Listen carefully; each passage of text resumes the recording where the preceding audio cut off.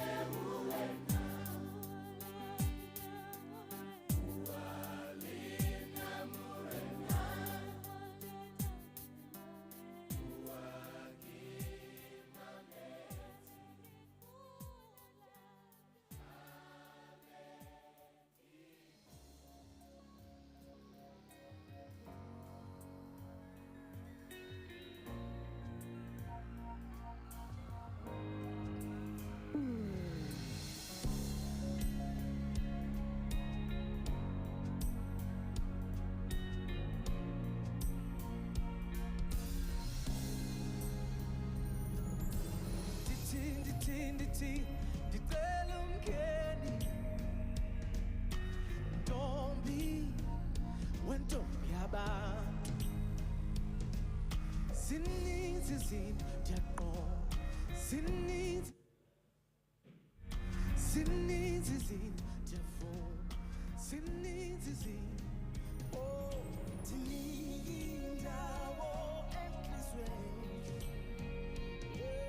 ndinike indawo ndoyigcina bamoshile abantu ndiyaqonda badlalile abantu ndiyaqonda ndinike indawo ndoyigcina sekuthi xa kuthethwa ngabantu besithi hayi kunzima wena uzuthi hayi ndiyathandwa uzuthi ngithandiwe ndinike indawo entliziyweni ndinike indawo ndoyigcina bamoshile abantu ndiyaqonda badlalile abantu ndiyaqonda ndinike indawo ndoyigcina ndinike indawo entliziyweni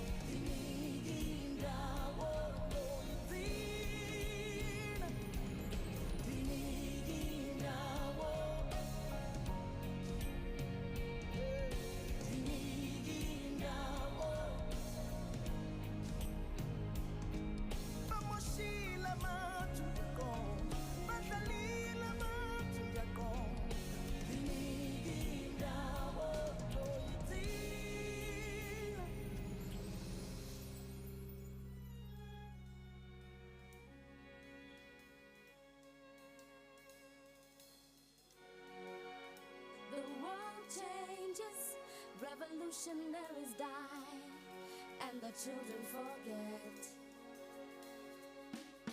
The ghetto is our first love, and our dreams are drenched in gold. We don't even cry. We don't even cry about it no more. Are the beautiful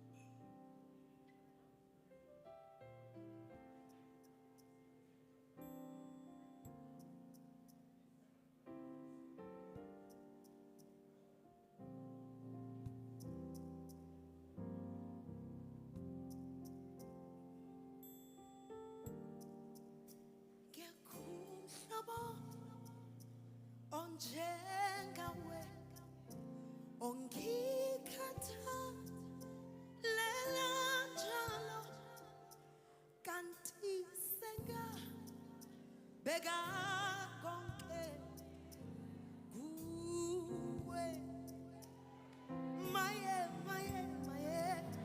ngekuhlaba onjengawe ongikhathalela njalo kanti sengabeka konke kuwe. Oh hallelujah, hallelujah, dumiseni mbongeni njalo yena unguJehova ophilayo unaphakade. Oh Jesus, hallelujah, amen, dumiseni mbongeni njalo unguJehova yena ophilayo unaphakade.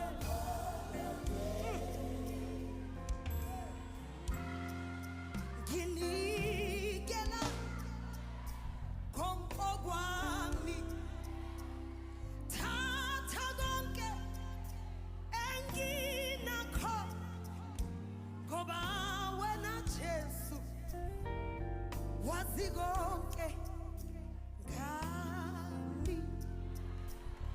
Maye nginikela konke kwami, thatha konke enginakho ngoba wena wazi konke ngami. Ameni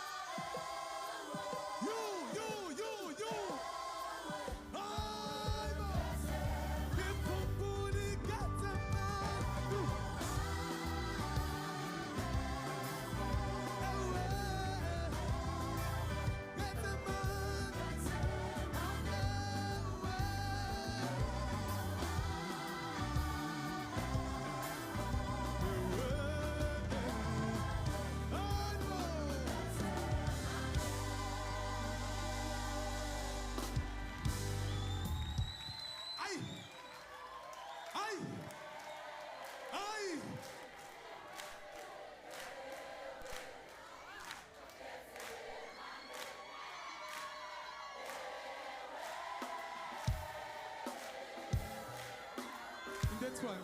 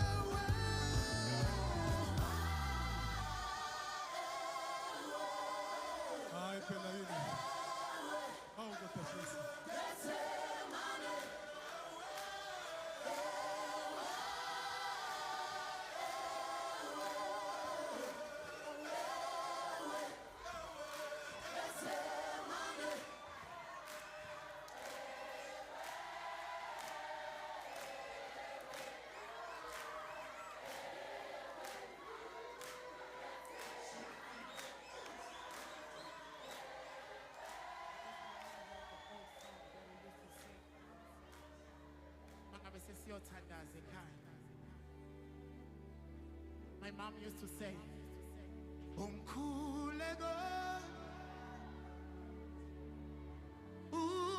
unamandla kodwa uma sikhuleka ngokukholwa nje kodwa uJesu ulandela aphethu umkhuleko athi letha kuJesu komkhuleko athi umkhuleko elunamandla kodwa uma sikhuleka ngokukholwa bese sisho sonke sithi uJesu landela bese yabe wena letha konke uJesu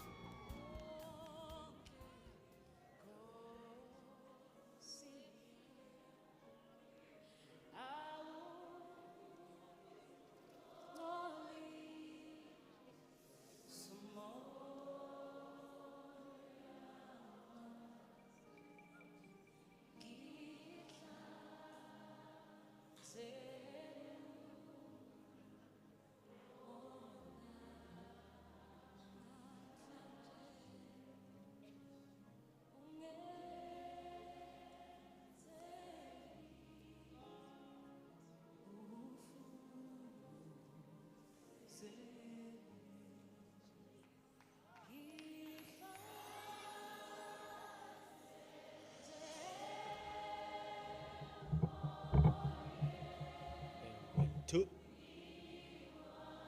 Colleagues, good afternoon.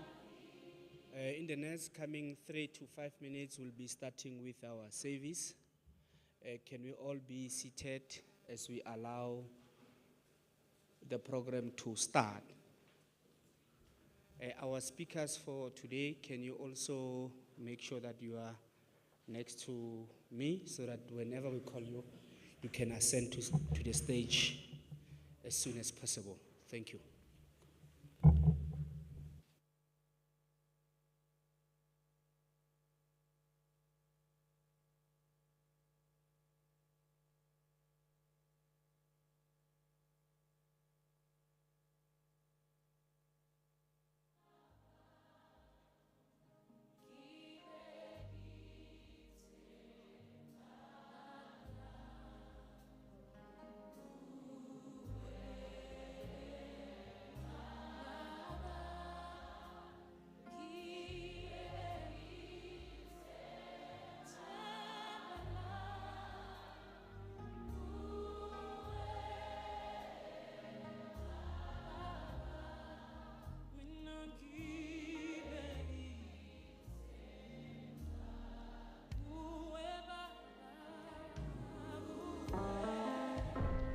Wash me in the water, cleanse me in the mercy of your love. I need a heavenly touch, 'cause I'll be backsliding. I need a little guiding for my soul. Only heaven knows. 'Cause I just need a helping hand. It's gonna help me stand. It's gonna help me stand.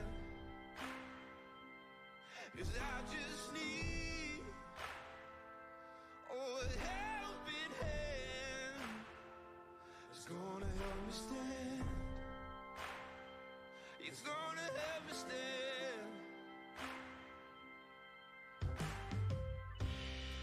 Every now and then I get a feeling in my bones that I'm just wandering on my own. So I hit my knees and I'm crying out, please, oh Lord, won't you bring me back home? Yeah. Wash me in the water, cleanse me in the mercy of your love. I need a heavenly touch,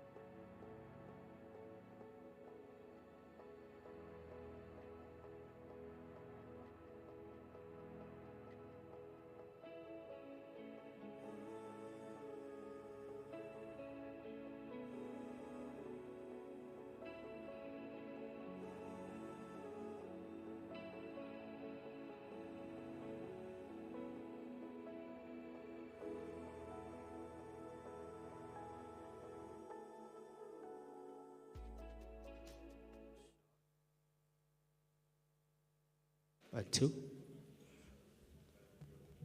Greetings to the family of Hanyane, Nhlakeni. Greetings to the management of the Northwest University, staff, students, everyone, and also greetings to the SAPAM members, members of the media. Ladies and gentlemen, we are gathered here today to pay tribute, to celebrate, and to remember our colleague, Professor Rhulani Hanyane. I related with Professor Hanyane in many ways. One of it was my colleague, a brother, a friend. I was his leader in the fraternity of public administration, particularly SAPAM. So I called him Svali. He called me Svali. Ladies and gentlemen, without waste of time, those who are joining us through our social media, I'm sure you can see our program. It's going to run for a few hours as we celebrate the life of a scholar par excellence, a public intellectual, a researcher, academic, a celebrity scholar. Yeah, we called him a celebrity scholar because we saw Professor Berry now and then on TV. But without waste of any time, ladies and gentlemen, my name is Dr. John Nchaupe Molepo. I'll be your program director for today. I will now call Reverend Errol Temani to open and give a devotion to all of us. Thank you.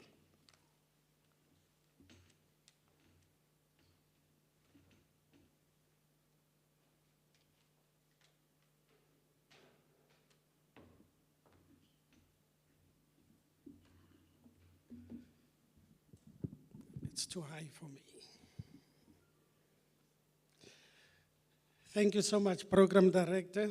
I greet you all in the wonderful name of our Lord and Savior, Jesus Christ. Before I share the devotions with you, of course, I know Prof. Hanyane. The first time I met him was in 1999, 2000, when I was appointed as a junior lecturer at Vista University in Soweto, or Soweto campus. I went to his office to introduce myself as a new staff member, and I said to him, "This is who I am, I'm Errol Temani." And he looked at me and said, "Oh, you're that guy." It meant, "Oh, you're the new staff member." And then I left them after 1 year, and never did it cross my mind that I will meet him again. And one day I was sitting in Nando's, and I look at this guy, and I said, "But he looks like Barry."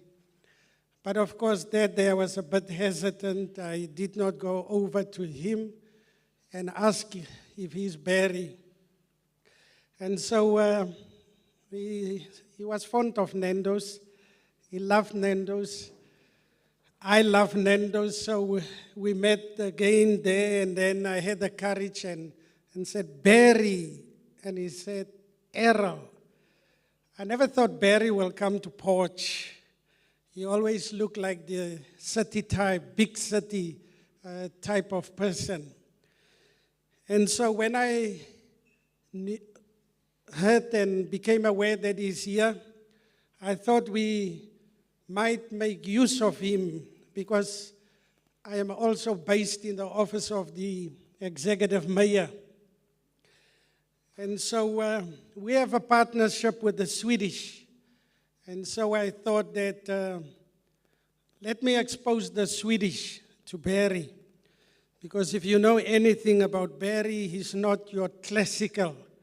He's not what you will call your typical political commentator and lecturer. He was a very charismatic, he was a firebrand, the type of presenter. And he loved to shock his audience. And so on that day with the Swedish, with him, with our politicians, you can just imagine what transpired. And so last year, when we had a new mayor, we invited him again to give, the state of municipalities an address of Northwest. And so he opened by asking the members of the mayoral committee, including the mayor, if they know what is the budget, the amount in the JB Mark's budget. And they gave him the figure, which was 2.1 billion last year. And after having asked that question, he then asked them, how much of that did you chow? And you can imagine what happened after that. But that was his way of driving his point home. Maybe the last incident before I share the devotions with you was when my son came home, because my son had classes with him. Now you must understand that I've got 3 boys, and the way things work is, for these boys, the father is everything. The father is right even when the father is wrong. And so for the first time, my boy came home hugely impressed with Professor Barry. And I did not like that. I did not like that. I felt threatened for a few minutes there, thinking that every day this boy comes home and every day I must hear about Professor Barry and what the prof said and how he said it. And I will then, of course, take my boy on what the prof said. But part of that was actually inspired by a bit of jealousy. And so I can honestly say that when my son heard the news of his passing, first about his hospitalization and then about his passing, he was deeply troubled by the news. He was indeed a fan and a favorite of Professor Barry. Shall we pray? Father, thank you for the opportunity to celebrate the life of someone who was so dear to us and so important to us. Thank you that you gave him to Gauteng, and then later he came to Northwest. But as a result of his commentary and his analysis, he was shared by everybody inside South Africa and even those beyond. You're a good God, and your goodness endures forever. If we look at Barry and all that he represented and stood for, when we consider the value and the contribution that he made, not only to his family, not only to his community, not only to his university, but to the universe at large, we only have you to thank for someone like him. In Jesus' lovely name, and we all say amen. Now the short text of my 15 minutes that I have, I know part of that was speaking about Barry, but for the minutes available, our text comes from the book of St. John, the Gospel of St. John, chapter 20, and from verse 24. Now, we have just entered a period which is extremely important for Christians. And the period I'm referring to is the death, but also the resurrection of our Lord and Savior, Jesus Christ. Without this weekend, there will be no Christianity. And so what I want to put before you this morning is not entirely an idea of my own, but I want to briefly speak about when it's Friday, we know that Sunday is coming. Now, the text that I hold before you has to do with a man by the name of Thomas, meaning the twin, but also called Didymus. From the early beginnings of Jesus' ministry, he was a part of that ministry. When you read the Gospels, the impression that you get is their lives really mattered. Every day they were with Jesus. They were crisscrossing the land of Palestine. You'll find them in Galilee. You'll find them in Jerusalem. They were moving in between these two provinces, preaching, teaching. And at one point, Jesus gave them the opportunity to also perform miracles. And we remember the report that they brought back to Jesus about the fact that they could heal and the fact that even demons listened to them and they could exorcise the same from people. And then Jesus slowly but surely began to prepare them for his own death. But they wanted not to hear anything about his impending death. As much as he tried to prepare them, they wanted not to hear anything about his death. You remember that even Peter said, there is something that will never, ever happen. And the reason why they wanted not to hear that is because of the expectations they were having. The expectation that because they are under the Roman occupation, and Jesus comes from the line of David, and all which David represented, they thought that he will conquer and remove the Romans and then establish the kingdom of Israel. But of course, Christ had no such intentions in his mind. And then we read about his arrest, we read about his unfair trial, we read about his crucifixion, the brutal death that he suffered and died, and the fact that they placed him in a tomb. They not only placed him in a tomb, but they sealed the tomb. Not only did they do that, but they also went on and put guards in front of that tomb. And then the news came that he lives. And then the news came that he rose. But because the news was brought by women, because of the view then they had of women, the fact that the testimony of a woman was not accepted nor allowed, they thought, the disciples, that the women were speaking nonsense. That's what the Bible tells me. But then Jesus appeared to Peter, first of all the 11. But then when he appeared, Thomas was not there. And when they told Thomas that he lives, because Peter saw him, no longer only the women, but Peter also, Thomas said, no ways. Thomas says, I'm an academic. Thomas says, I'm a man of science. For me, seeing is believing. For me, if you cannot prove something, then it is not worth believing in. And Thomas says, unless I see with my own eyes, but even if I see him, it won't be enough until I put my fingers in those wounds. It's only then that I will be able to believe. So I want to see, but I also want to feel whether indeed it is him. The difficulty for Thomas, when he thought of the brutal death that Jesus died, no one could ever survive that. And his science did not cater and allow for something like a resurrection, especially from a brutal death like that. So what is my point this afternoon at the memorial service of Professor Barry? My point is very simple.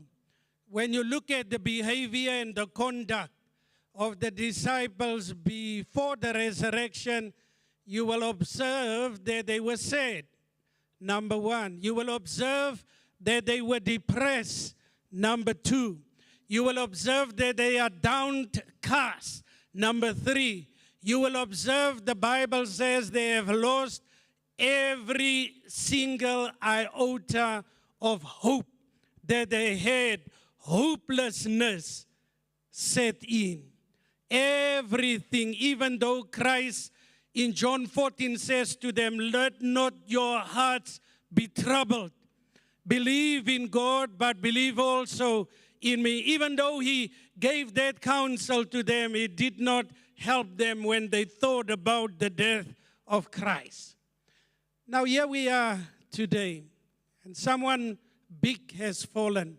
Someone very important has fallen. Someone whom I see as part of the conscience of our nation has fallen.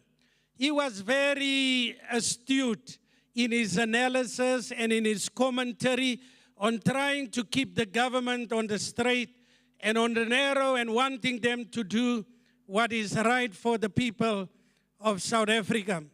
Now his voice will obviously be silent.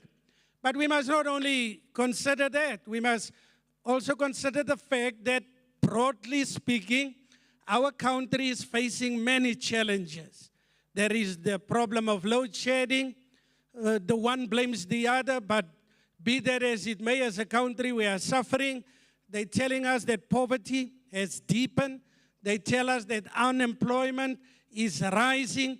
And then, of course, there is the other problem of inequality. As a country, my view is that we find ourselves between the past and the future. And it's about whether the past will win or whether we will move to the future that the president wants us as a country to move into. But we must not only look at that, even at a personal level, we've got challenges. Even at a personal level, we've got problems. And it's not for me to go into those details. You know better than I do about the struggles that you face on a personal level as a family, and the struggles that I face on a personal level as a family as well. But the message of this afternoon is, it might be Friday now, but we know that when it's Friday, Jesus is arrested. When it's Friday, they put him on an unfair trial. When it's Friday, they crucify him. When it's Friday, they force him to carry his own cross. When it's Friday, they mock him. When it's Friday, they swear at him. When it's Friday, they put him in a grave, seal the grave, put a guard in front of him and think they have dealt with the issue.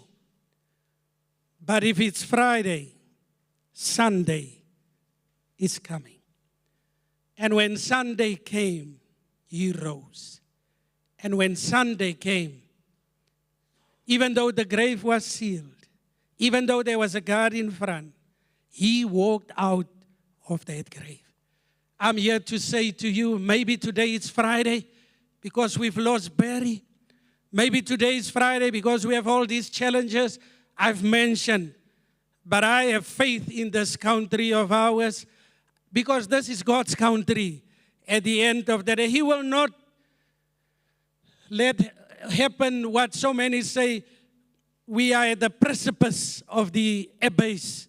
I don't think this country will go down for the simple reason that God cares deeply about this country. South Africa will rise. The family of Professor Barry, you will rise again. Weeping may endure for the night, but joy always comes in the morning. Look in the mirror. Every day you face darkness, say to yourself, Satan, you're a liar. It might be dark now, but my darkness will not last. Remind yourself that it might be Friday. If Friday is here, then Sunday is coming. In the church, in conclusion, in the church, we meet on a Sunday. We don't argue with the Jehovah's Witnesses, Seventh-day Adventists. Yes, the Sabbath is Saturday. But the reason why the church meets on a Sunday is because Jesus rose on a Sunday. And so every time we meet on a Sunday morning, we remind ourselves and we declare the resurrection of our Lord and Savior, Jesus Christ. In closing, Let me read for you a poem that the early believers used to encourage themselves with every time one of them fell asleep or died. Sleep on, beloved. Sleep and take thy rest. Lay down thy head upon the Savior's breast. We love thee well, but Jesus loves thee best. We say to Professor Barry, good night. Good night. Good night. Until made beautiful by love divine, thou in the likeness of thy Lord shalt shine, and he shall bring that golden crown of thine. We say, Professor Barry, good night. Good night. Good night. We see you in the morning. Let's pray. Thank you, Father, for remembering our professor, a child, a brother, a family member, an analyst, a political commentator, a writer, a lecturer. He was so many things in one. Thank you that as he goes through the valley of the shadow of death, Barry is not alone. His colleagues are here. His learners or students are here. His friends are here. Those who knew him are here, and those who admired him are also here. Even in death, Barry is not alone.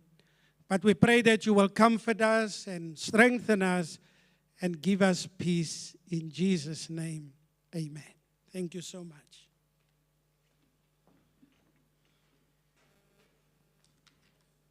Thank you, Reverend. And indeed, good night to Professor Hanyane. Professor Hanyane knew important people, and he never abused the proximity. I imagine myself having a friend of a reverend. I was going to call Reverend even when I sleep. Say, Reverend, pray for me. Reverend, I'm going to work, pray for me. But Barry never abused the powers. Colleagues, we have noticed that the Reverend did not take even much of our time. He respected the time allocated to him. I so wish even the speakers who are coming to also do the same. Without waste of any time, I'm now going to call the Deputy Dean of Teaching and Learning, Professor Mpochaka, to also welcome, to give a message. Thank you.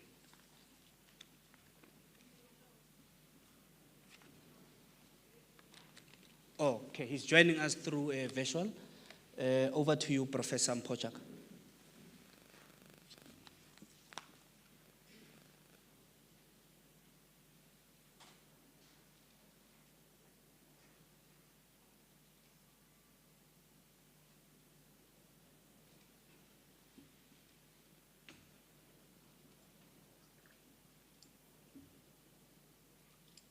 Oh, okay, he's joining us through a visual. Over to you, Professor Mpochaka. Thank you so much, Program Director.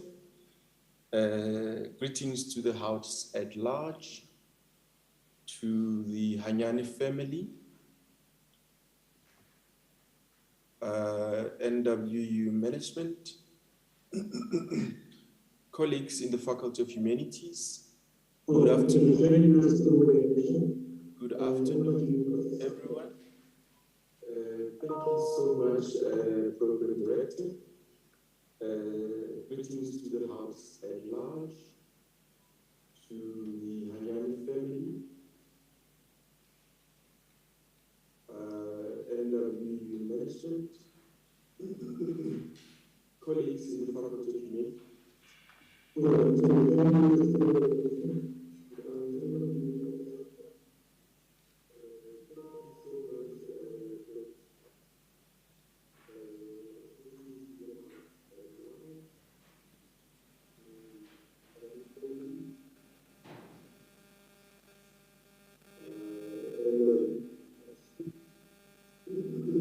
There is a bit of background noise here. I thought I was.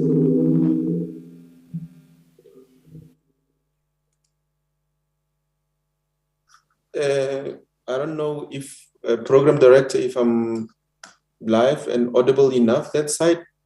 There's a bit of feedback coming through. We are gathered here today to remember those invaluable things that Professor Berry Rhulani Hanyane made and touched our hearts. Colleagues, there's nothing as devastating at a workplace like losing a colleague. The passing of Prof. Berry last week dealt such a huge blow to all of us in the Faculty of Humanities and the institution alike, especially those who worked closely with him, including his students in the School of Government Studies. We gathered here today to remember those happy times when we laughed and those times when our hearts broke as well. As I was just reflecting on Prof. Berry's life and the time we spent over the years, reflecting on the amazing stories, memories shared over the past few days between faculty members. On behalf of the executive dean, the deanery, and staff members of the Faculty of Humanities, I would just want to highlight a few aspects. I encourage you to keep his memory alive by sharing your stories with other colleagues. For who could not put a price on memories? Berry was revered and esteemed scholar in his field, with a keen research interest in public management and administration. He was a renowned public intellectual who generously participated and shaped political discourse on issues of national importance. As we gathered to share the pain, we are hurt, broken-hearted, without presuming that our pain is the same. We are gathered to cry.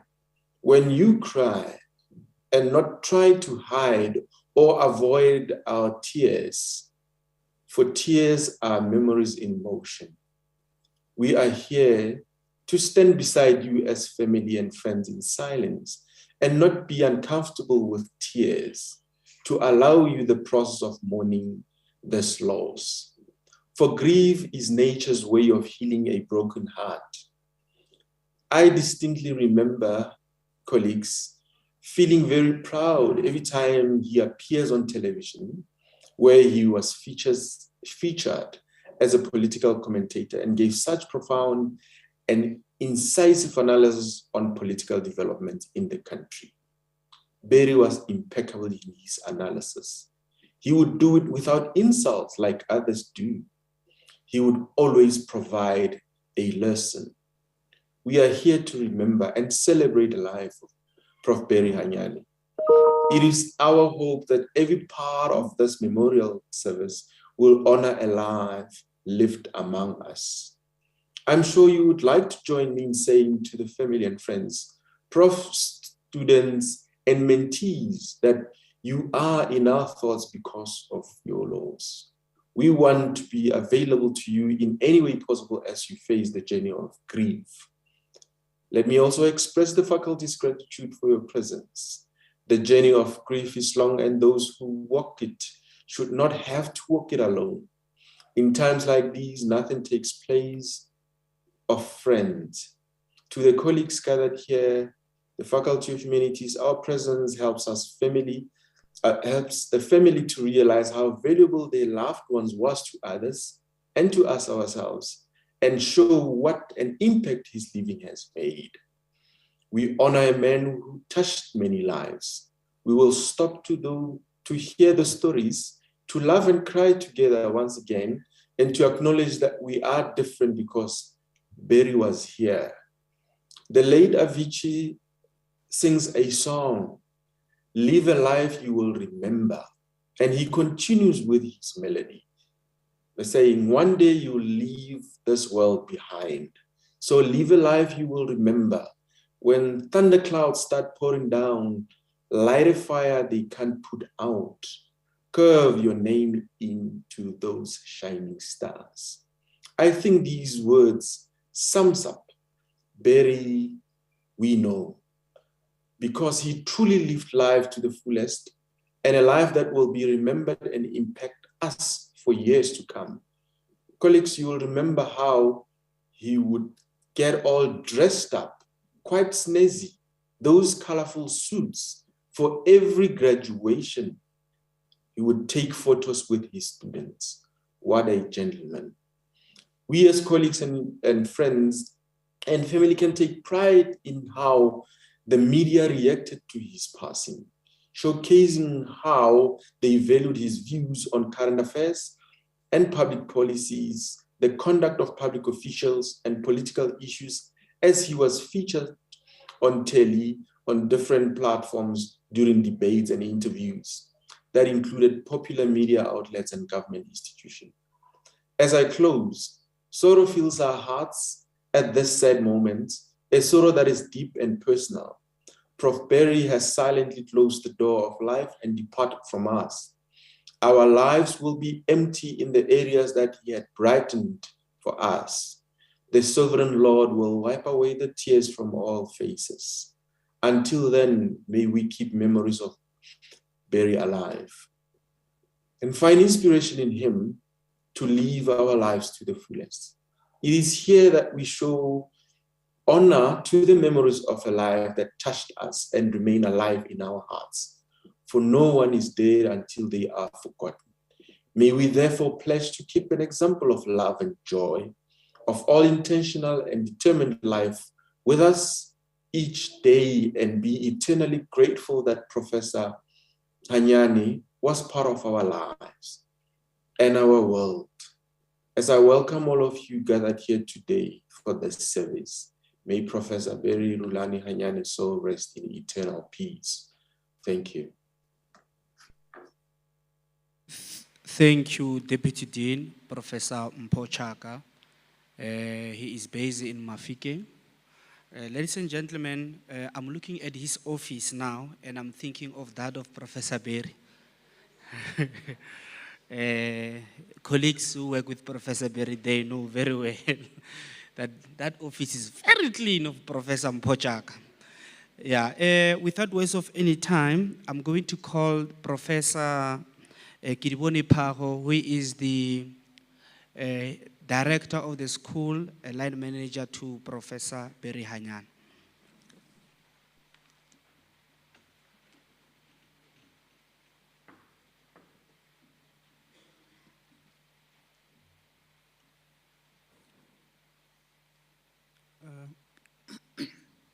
Can I bring it to my level? Thank you. Is this better? Can you hear me?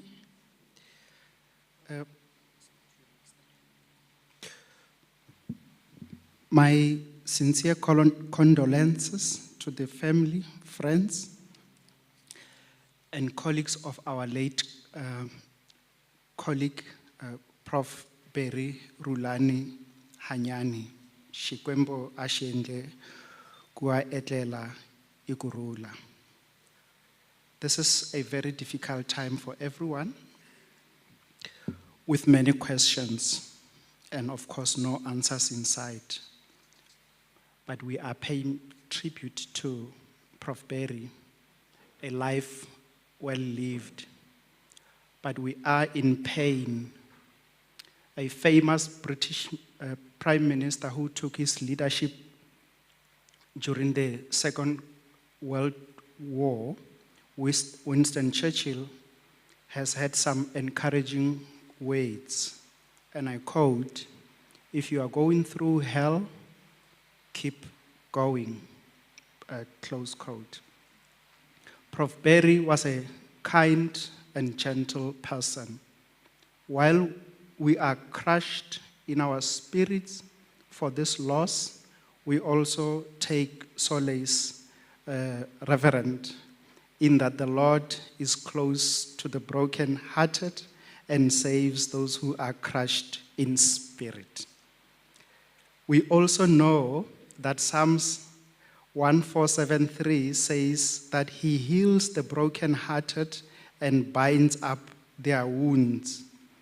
Ladies and gentlemen, 1 Peter 2:11 reminds us that we are strangers and foreigners in this world. This means we are just visiting and have but just a limited time. We are here to celebrate our own legend and dear colleague and friend, Prof. Berry, an intellectual of note, an academic of high standing. A British lexicon that says, and I quote, "The king is dead, long live the king," is pertinent in this regard. This lexicon presents a contradiction because it reflects on the passing on of one king while at the same time on the enthroning of the successor. Prof. Berry's provocative thoughts and ideas are enshrined today and will be used by our scholarly fraternity and students. Indeed, long live the king. Many will agree that Prof. Berry was indeed one of our leading intellectual giants. He was able to ascend to the public platform to provide analysis on the questions of public policy and political developments in the country. His critical views and concerns about the role of government in South Africa have actually represented many of us. The government has proven in many times, most of its critics correct, that it was going to fail to sustain the delivery of basic services such as health, education, and SMME support, amongst others. Our dysfunctional local government sphere is overly politicized and unable to deliver on its own developmental mandate. We are witnessing the demise of SOEs that were well positioned to ensure that South Africa realizes the goals articulated in the National Development Plan. The revelations at the Zondo Commission clearly show a state of paralysis for most government departments, and certainly even the security cluster. Our parliament and the national executive are embattled and are yet to demonstrate that they are equal to the task of running a capable state. Prof. Berry's analysis on these and many similar governance and political issues have represented us well. Ladies and gentlemen, we should remember that Prof. Berry was also able to navigate his way well on the critical disciplinary questions of ontology, methodology, and epistemology with ease. He actually taught and was passionate about a research methodology course for many years, including his days when he was still at Unisa. In his article published in 2016 in the leading journal of public administration, Hanyane wrote about, and I quote, decoloniality in the age of modern public administration in South Africa, where he raised pertinent epistemological and ontological questions.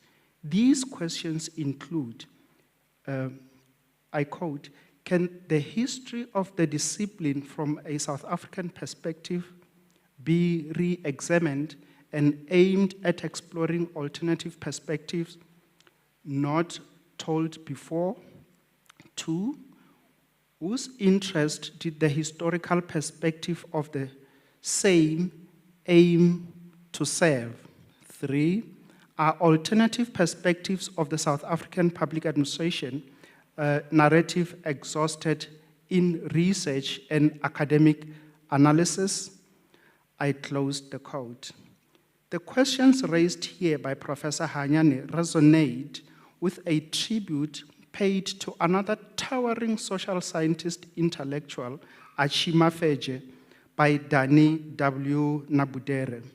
In his book, Achima Feje, scholar, activist, and thinker, Nabudere sharply highlights the fact that Mafeje was a very independent and cosmopolitan individual who sought to understand the world at a global level in order to locate Africa within that tapestry. And I close the quote.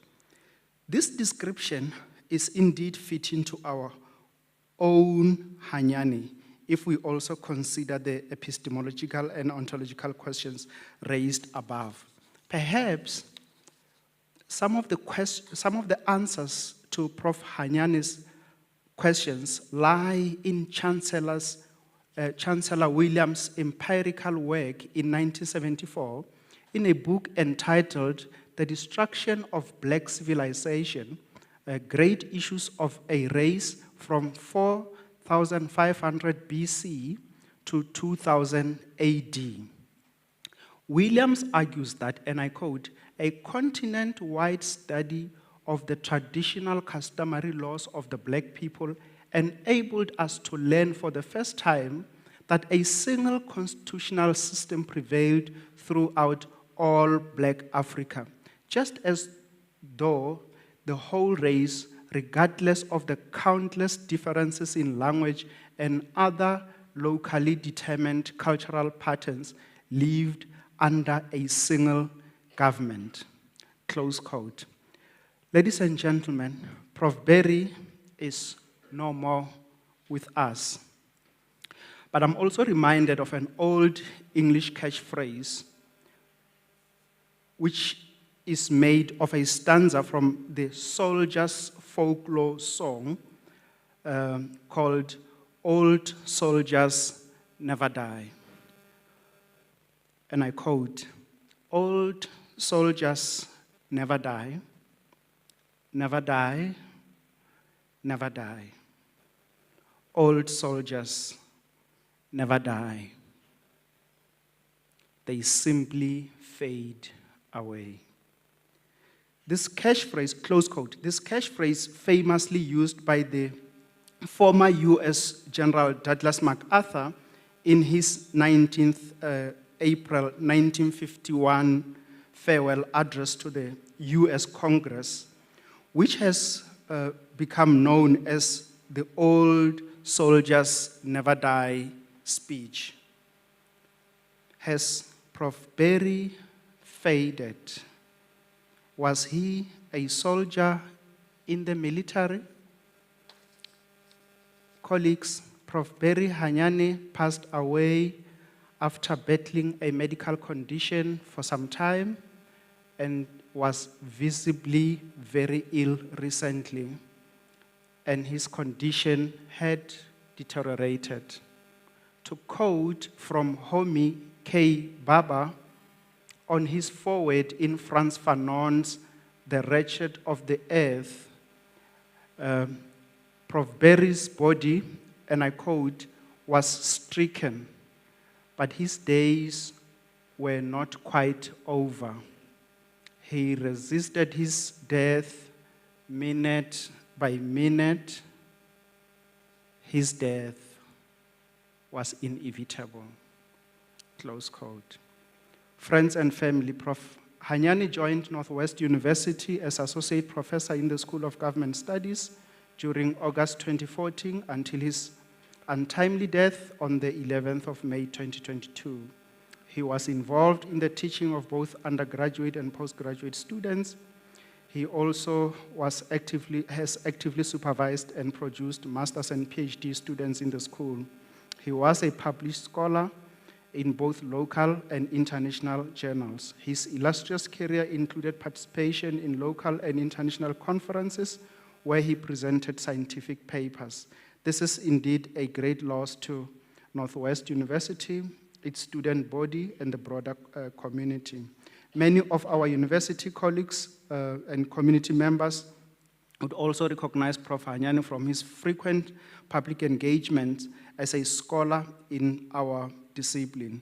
His views on these issues and the conduct of our public servants and political issues were well articulated on these platforms. He was a sought-after public intellectual. He was a thought leader and our leading commentator who shaped a lot of discourses and influences conversations. And that positioned our university brand on the national platform. Colleagues, we looked forward to his continued contribution to the academic project and service to the South African people. Our thoughts and prayers during this difficult time go to the family, friends, and colleagues.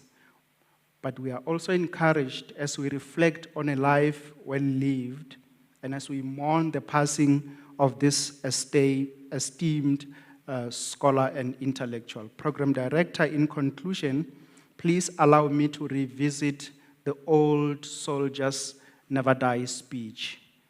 This speech has since generated a host of repurposing for many professions. For programmers, and I quote, old programmers never die, they just branch to a new address.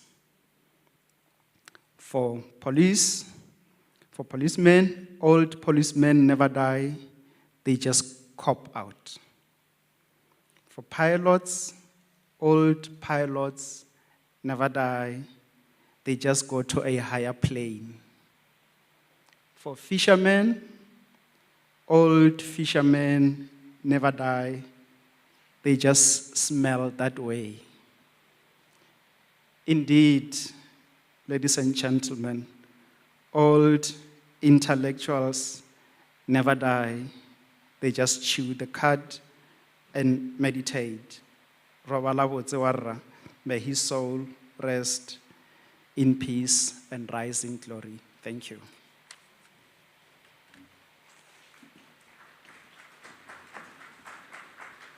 Thank you, Professor Paho. Indeed, they never die, they never die. I see Professor Berry today in you. Professor Berry used to wear these crocodile shoes. So Professor Paho just is wearing those crocodile shoes. I see he never died, he never died. So, but he said something profound about Professor Berry, particularly on issues of ontology, epistemology, methodology, and everything. I was with him at his office at some point. Hey, Swali, yeah, no man, I have an interview there now. And I asked him, what are you going to say? I did not prepare, but I'm just going to speak big English and confuse them. And then I'll gather my thoughts going there. Ladies and gentlemen, without waste of any time, I'll call a family member, Mr. Nkululi Mlati, to also pay tribute to Professor Hanyane. Thank you.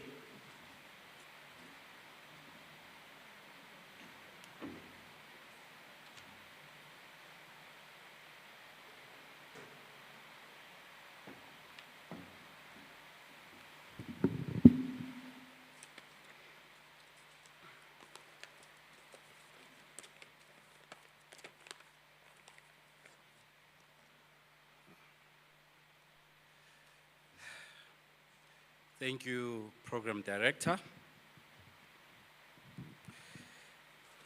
As per the program, my name is Nkululi Mlati. Professor Berry Hanyane is what other cultures will refer to as a cousin. In our culture, such a concept does not exist. As such, we don't have a word for cousin. So, in our culture, Professor Hanyane is simply my brother. I'm here to speak briefly about Professor Hanyane as a member of our family. Now, I personally struggle with deciding whether Professor Hanyane was an audiophile or a jazz fanatic. Perhaps he was both. If you dare ask him a question about a brand of, say, a turntable or an amplifier, or the difference between transistors and valves, you better have the whole day. In as much as He read and researched as an academic. He also read sound equipment magazines extensively. And I mean the expensive ones. I once called him from my office and asked him if he knew a particular brand of speakers and if they were any good. The answer came by way of a lecture that was both helpful and tiring. He knew the brand all right. He knew who designed the speakers, where he went to school, what he studied. He knew about his marital problems and his alcohol abuse challenges.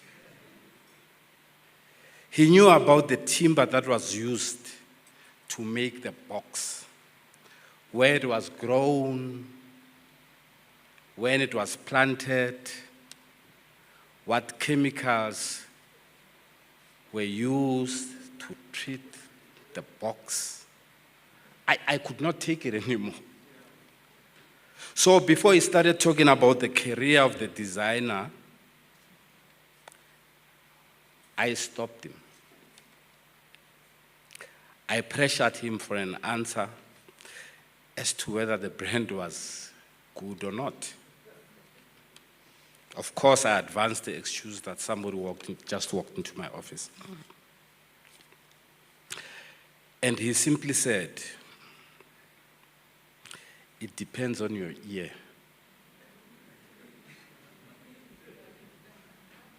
So that 10 minutes of the lecture could have just gone in 10 seconds.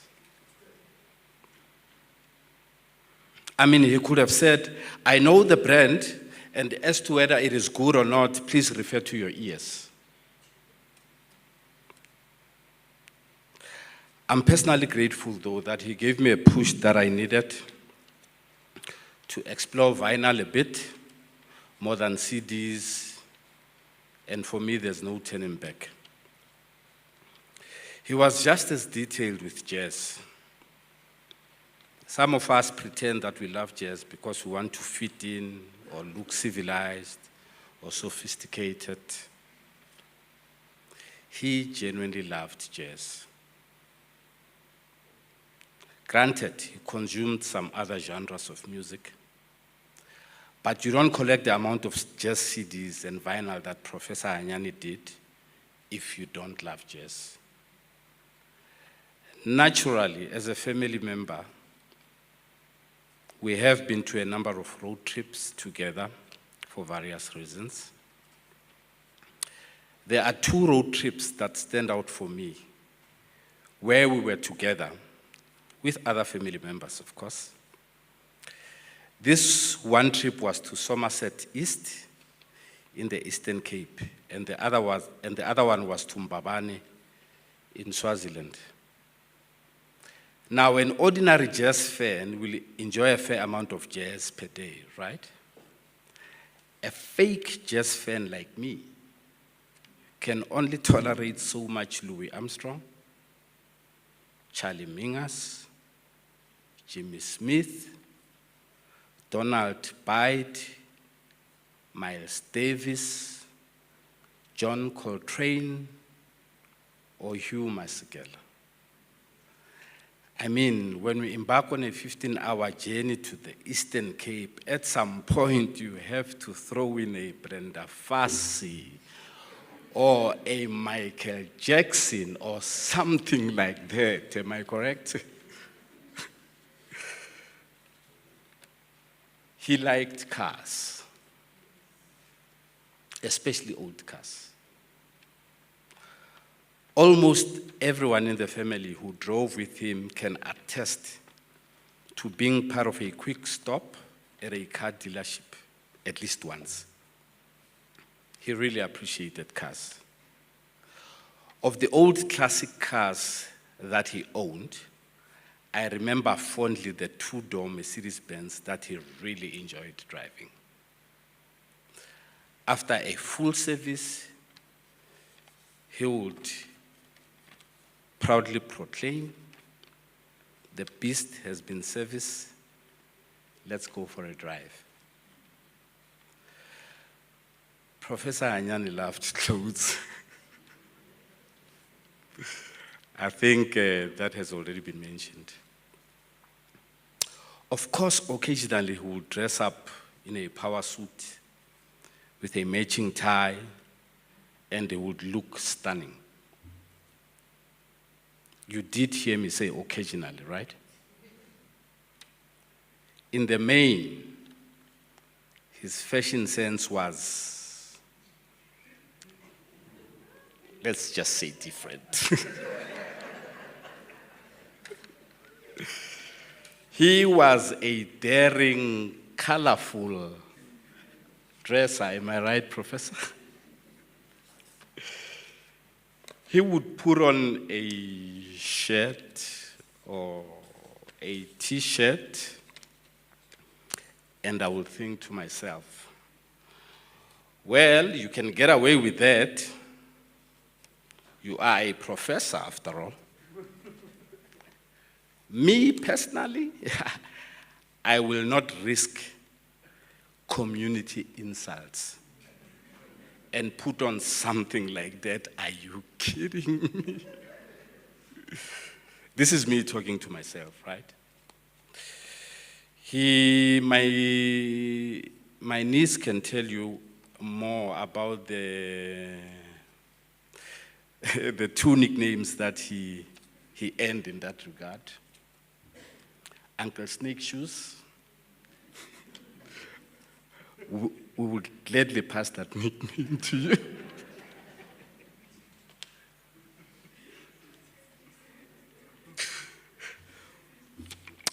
Uncle Snake Shoes and Malume Shinyori. Now, let me give a quick context for nickname number 2. I'm sure most of you would know the renowned Tsonga folk singer, Dr. Thomas Chauke. His accompanying band is the Shinyori Sisters, who always dress in those vibrant, colorful, but beautiful traditional outfits. I trust you see where I'm going with this, right?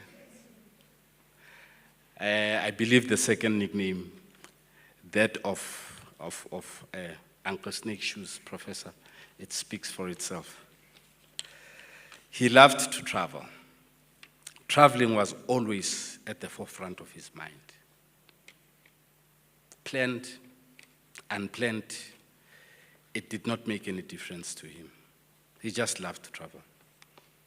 To him, traveling was one of those activities that normal human beings must do to be happy. He would randomly mention a spot in Mpumalanga province, briefly throw ideas on how to take advantage of the offerings, and leave it up to you to do something about it. If you did not get back to him about the trip, at one point or the other, he will relate to you how beautiful the trip was and how stunning the spot was and how we need to be serious this time around about traveling to the next destination. He was a lover of good things in life, from simple things like ice cream, flavored water, eating out, enjoying pizza or seafood, to complex things like nice furniture, nice houses, nice cars. Anything nice, he just loved it. He loved to eat well, and of late he had started learning to cook, right? I was one of those fortunate I was one of those fortunate enough to not have tasted his cooking.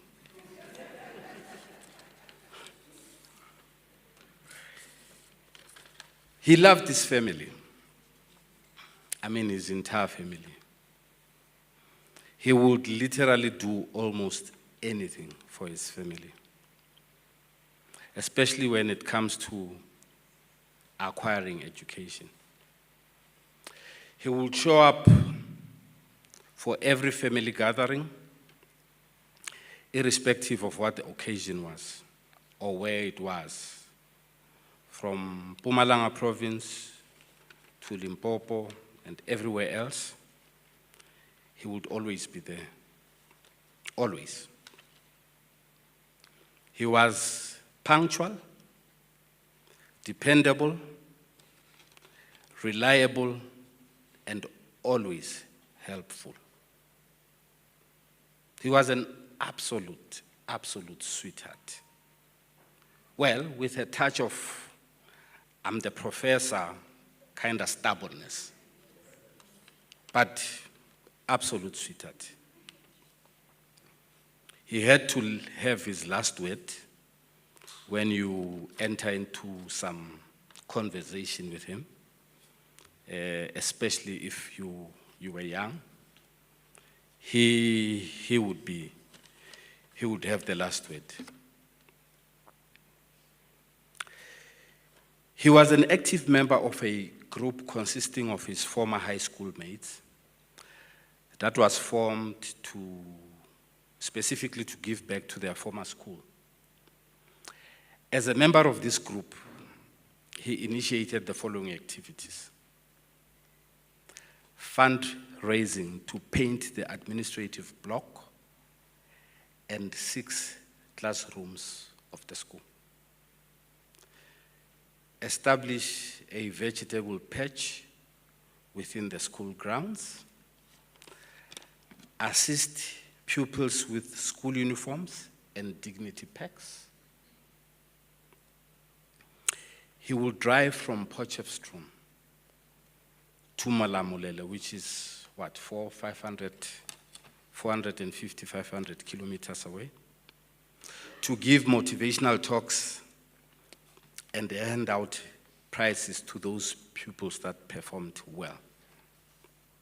He initiated the remodeling of the library, as well as initiated virtual math and science classes run by noordwes-universiteit. Professor Hanyane led the task team that delivered the Collins Chabani local municipality in the Malamulele area. This is in Limpopo. Well, he went to school there, and he's got family living over there as well. So after 2 or so unsuccessful attempts by the said task team, it was suggested that he be roped in and lead the effort to put together the paperwork that was required for the government to consider creating this new local municipality. The residents of the municipality in general, and in particular, the former task team members, never forget to proclaim to any of Professor Hanyane's family members known to them that they will forever be indebted to him for helping them to deliver the municipality. Perhaps they should consider naming a street in that town after Professor Hanyane. I mean, they must walk the talk, right? So, you might have wondered what informed his choice of study and specialization. We all thought that he was going to pursue some sort of engineering studies because when he was a little boy, you see, he would design and make airplanes with wire and display them by the gate for everyone who walked past to admire them, you understand? He also liked drama, by the way. So acting was not completely ruled out as a career choice. So what influenced his choice then? Pops, he would say, referring to his father. Mr. Hanyane Sr. was once an elected councillor during those dark days of apartheid. So politics has always been part of our lives. We have always been aware of the political situation in the country, both at national, but with special interest for local government politics. So now you all know that his material conditions groomed him to what he became academically. To the management of the university, we would like you to know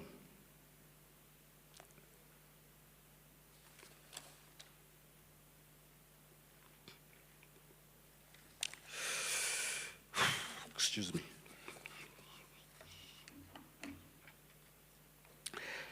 We would like you to know that he really liked it here.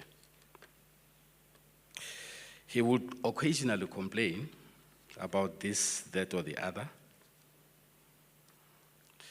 So after this, when we get to meet each other and when you introduce yourself and I frown, you know that he said something about you, right?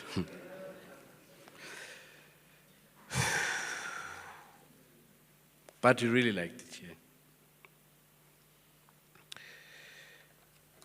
As I close, the Hanyane family is extremely grateful to you for having invited us, as you remember one of your own. We are honored and humbled that you afforded us an opportunity to say a word or two during this occasion. And your hospitality is greatly appreciated. This esteemed institution will forever be part of our lives. We thank you.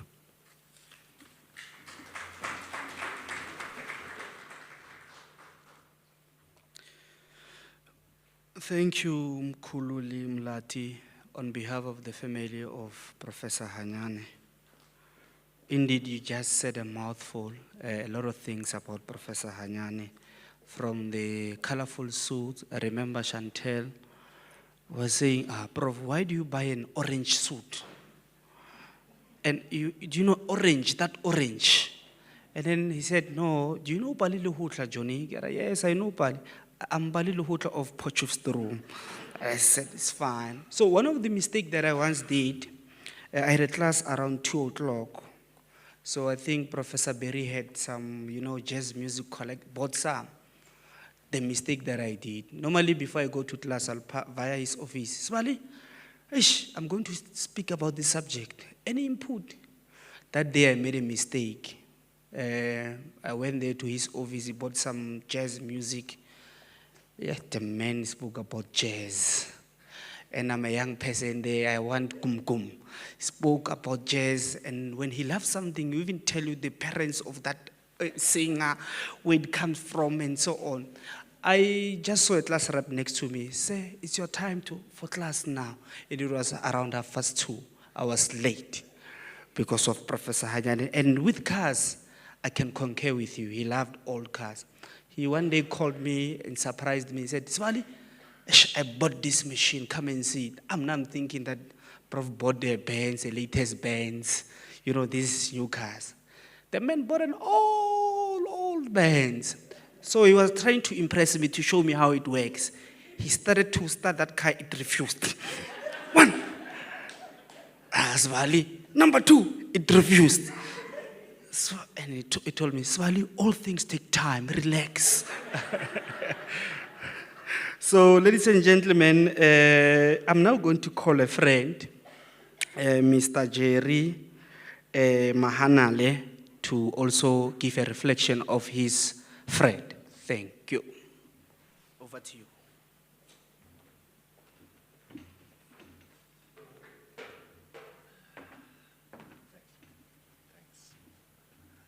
Good afternoon to everyone. Before I speak as a friend, I would like another friend to just join me, Silo. My name is Jeffrey Maranele Tembani. I'm Barry's friend, cousin, brother, younger brother. But Silo grew up with him, so I would love to just give, I know he's not on the program, but I would love to give him just a few minutes to say something before I say my piece. But just to warn you, a lot of things I'm going to say that happened between me and Barry happened in vernacular, so I'm feeling sorry that I might actually jump out into Shangaan at some point. Please translate to the person next to you if you can. Sil. Thanks, Program Director, the family of... Thanks, Program Director, the family of Rhulani Hanyane, all work colleagues, and everyone. Like Jeffrey already mentioned, my name is Sello. I was a very close friend to Prof. Hanyane. During our schooling, most of the things I've already mentioned with some of the speakers here. Yes, Mr. Prof. Hanyane likes doing planes with wires. And he doesn't only do planes, he also mentioned in details what's happening inside the plane, because he was reading most of the magazines about the planes. I remember one day he said, Silo, one day I'll be inside this plane. He even called it Boeing 707. And he used to put it on the street because where he was staying, it's a busy street. So most of the people will come to get that information about the planes. Prof. Hanyane, when he says something, he always make a follow-up. During our schooling, like any other child, when we were still on primary, I was just going to school like any other child. There was no purpose. Until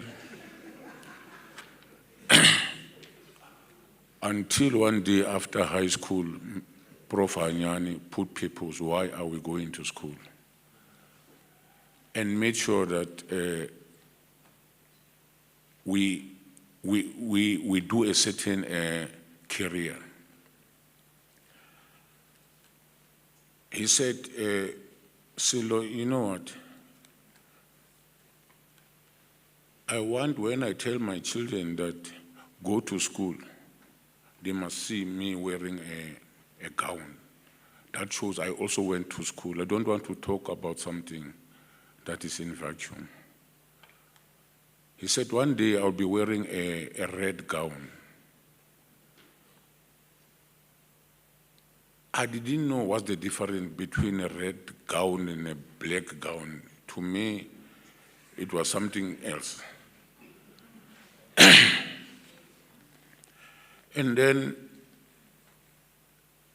after high school, he went to Unisa. He also motivated me that, Silo, you must also go to school. He never motivated, he also made a follow-up. He first got his black gown, and then he gave me the reasons what was the gown all about. And then he make a follow-up that, Silo, you must also go to school. Yes, we were very close. I had to go to school. Immediately I get my black gown. He said, I'm going for the red one. Now, you remember I told you. Indeed, he get his red gown. He even changed. He was called Professor. One day, I knew he went to Israel. As one of the speakers already mentioned, that he liked clothes, nice one. So by that time, I was already staying in my house. He was still at home. And then that day, they said, there's a Muslim outside looking for you. I said, me?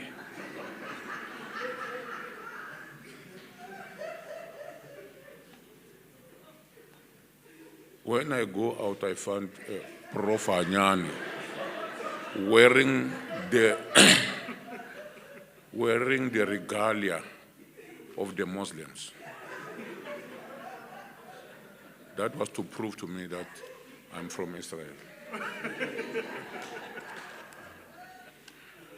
He said, you remember, I told you when I was making those planes while we were still growing, that one day I'll go inside that plane.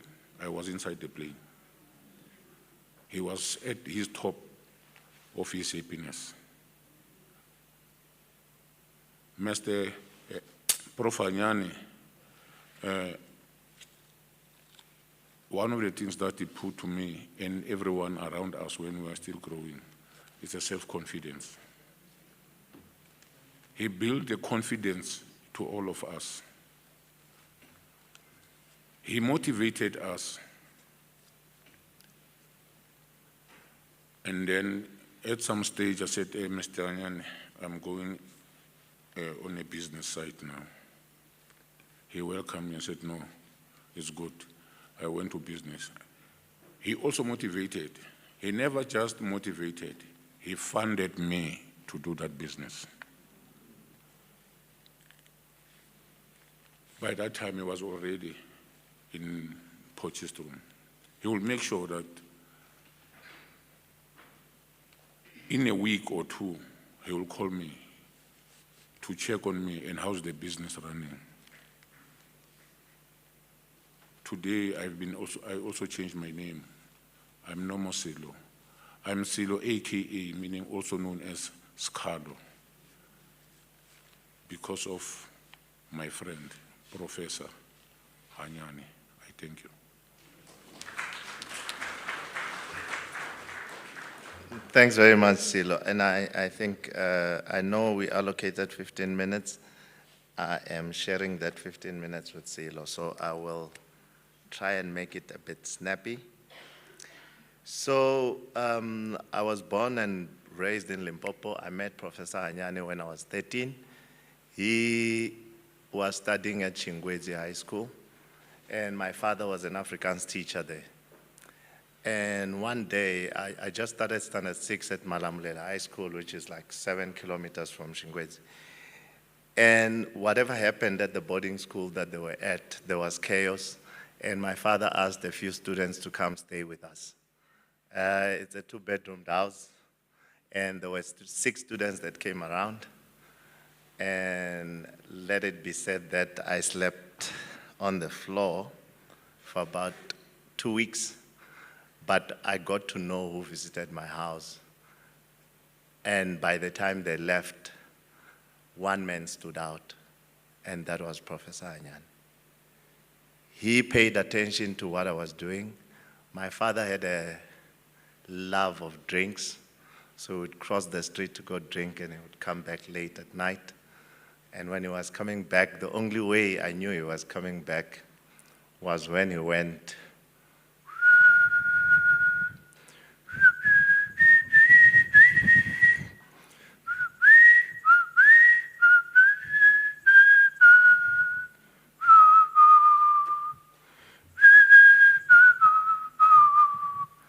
I had heard that whistle for so long, but never knew the song and the artist. That day, Professor Hanyane said to me, "That is Jimmy Smith." I said, "Who? Jimmy Smith." Oh, and the song is "I Almost Lost My Mind."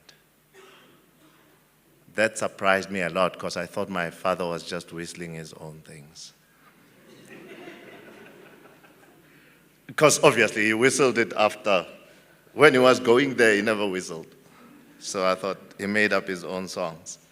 But through that interaction, Professor Hanyane started mentoring me as a 13-year-old. I had low self-esteem. I had no self-confidence. I was just, like Silo said, living life. And all of a sudden, this guy comes into my life and is talking about hygiene, self-confidence, and all those other things. And by the end of that year, he asked my dad if he could move me to Shingwedzi High School so that he could be my brother, so he could mentor me because he saw something in me. That's what he said. And when they told me, I realized I have to actually walk like 5 kilometers. I'm used to walking half a kilometer. I have to walk 5 kilometers to school and back. And the first instance was like, no ways. And he came to the house and he told me why he wanted me to move. He said, "There's great things waiting for you in Joburg." I'm like, "What? Okay." So I started walking the 5 kilometers. And let it be said that for 5 years, I never missed a day in school.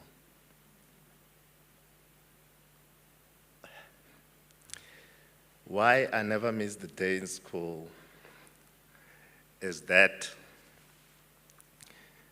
it was a boarding school, and during break, the boarding students would get the snack, and during lunch, they would get their lunch, and I couldn't afford either.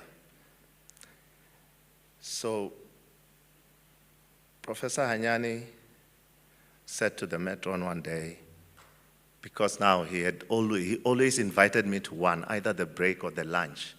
And so the matron saw me and like, this one is a day scholar. I saw him take the matron to one corner, have a conversation, and all of a sudden the matron was okay with me having bread and lunch. So that was my biggest motivation. For 5 years, I knew I had a break, snack, and I knew I had lunch, even though my father was a teacher and I was a day scholar. This man made sure that I never missed a day in school, and I understood why I needed to go to school. So, you know, I went to matric and I went to varsity, and my first varsity studies were in Pretoria at Medunsa. Because he had taught me to bath, to now cut my hair, look nice, and all those things. I think the first 6 months, he came to visit my room at rest. And he was so irritated because the room was neat. Everything was packed. And he was irritated with the fact that I had a perfume called Aramis and I had a body wash instead of soap. Because he had come to teach me that. And so he asked me, "How did you get these things?" So I told him, well, there's a gentleman, I think he's late now actually, yeah.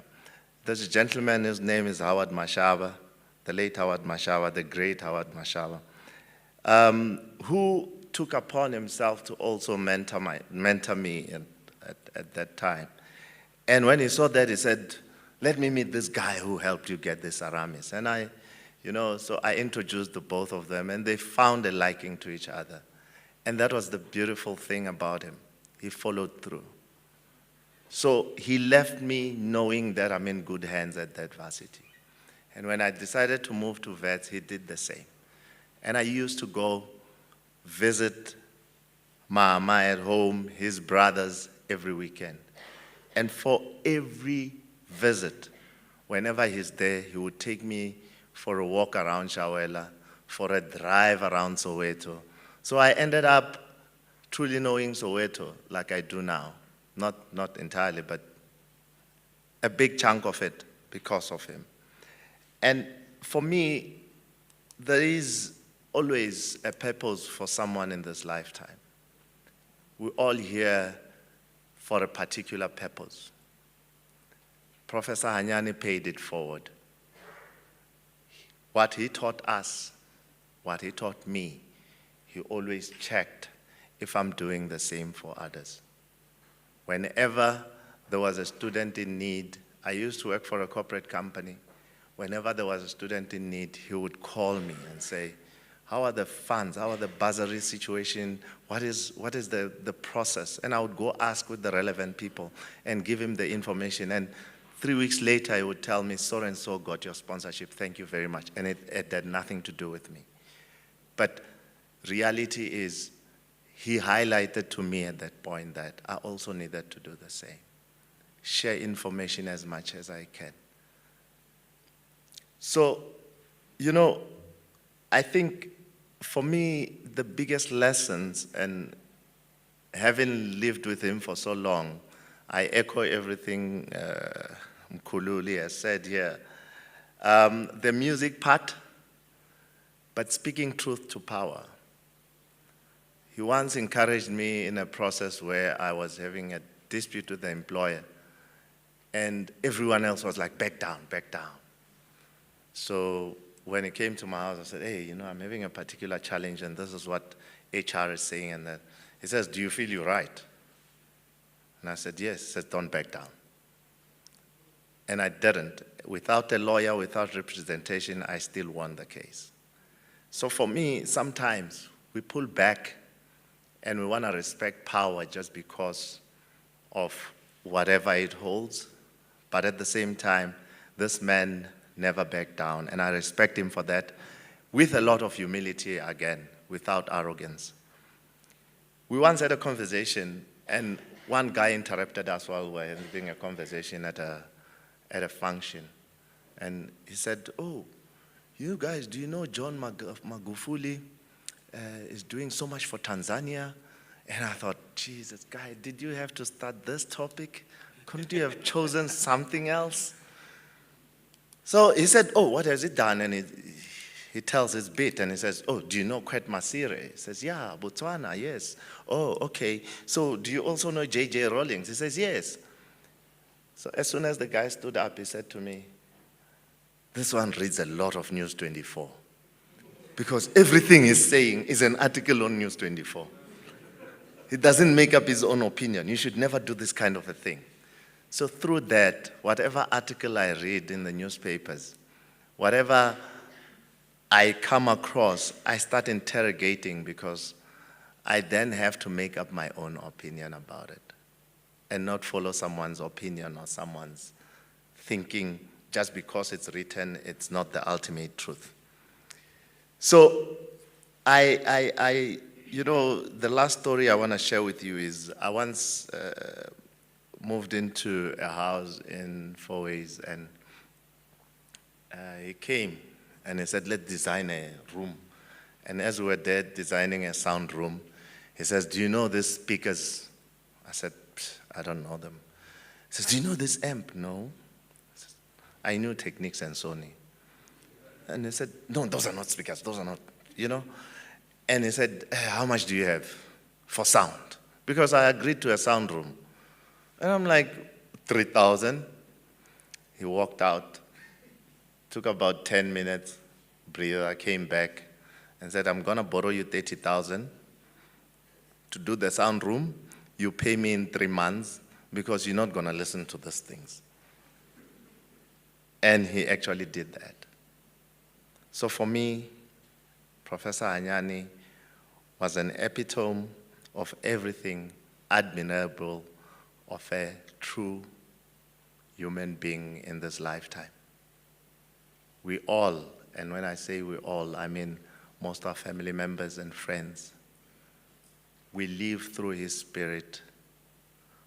We celebrate him every day. Even when he was alive, we were celebrating him. And as one of those people who has been seeing him in hospital, I can certainly say to you, he lived his life. I thank you.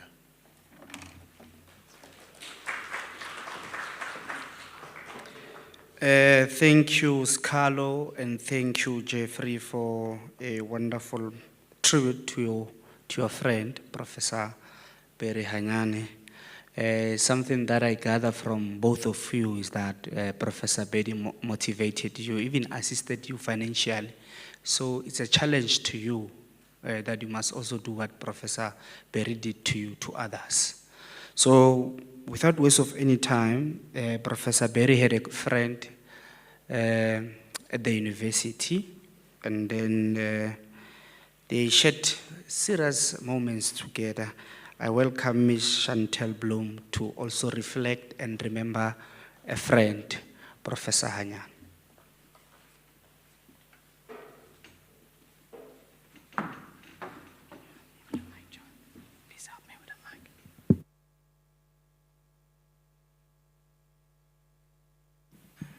Can you lower it? It's fine. Okay. Good afternoon, everyone. I'm here today to speak as Hanyane's friend. I called him Hanyane, or old man, and he never liked that name, but I still called him old man, because to me, that represented or symbolized the love he shared for old-fashioned cars and jazz music.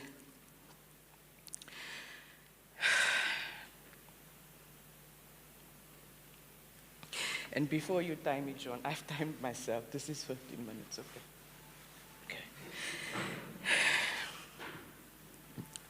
So this is where I'm supposed to say goodbye to you, Hanyane. Or should I rather use this opportunity to thank you for everything you've done for me and what you've meant for me? I've decided I'll rather thank you because I believe I said my goodbyes when I last visited your sick bag a few days before you passed on and left me with such a big void in my heart. I'm so sorry. I met Hanyane in 2014 when he started his employment at the Noordwes-universiteit. I also started working within the department a few months just before he came. So naturally and very quickly, we became very close friends. My office was situated on the second floor, and his was on the first, but you would swear he was working on the same floor as me because he would come to my office almost every day, now and then. A few times I would joke and I would ask him, "Do you even know your own office number?" I was highly pregnant at the time we met. And it was as if he felt so sorry for me having to go through that time by myself. He cared so much for me throughout and even beyond. Every day he would make sure I had something to eat. He would bring me fruits. He loved fruits, snacks. And what used to be my craving at the time was peanuts with raisins. He forgot to bring it one day. And I teased him and I asked him, "Why are you so irresponsible today?" And he felt so bad. He made us walk to the cafeteria to go buy some. I will never forget the day when he came to visit me after giving birth. He came with bags of nappies, different sizes. And his words was, he called me Lala. He said, "Lala, where? Hanyane is here. I'm here for you. When you need me, you call me." I was so touched by that. And I just hugged him without saying a word because I was too overwhelmed to speak. And believe me, he kept his word. He was there for me. Whenever I needed him, he never hesitated. I wasn't the only one he cared for. I know of so many students who knew whose door to knock on when they needed something to eat. There were two that I knew of in particular who he would buy groceries for, always making sure they had all the essentials to get them through at least 1 or 2 weeks. He started encouraging me to register for my first degree soon after I came back from maternity leave. He told me that I was the only one that could change my situation. What he meant by that was, I don't have to struggle being a single mother. I can improve my life. Every now and then, he would remind me that the applications are open, and he would ask me when I'm applying. Even before I first started studying, he would share some articles which he thought would interest me because we had many conversations, so he knew me. When he would buy books, he would pass some to me to read, and we would engage on them afterwards.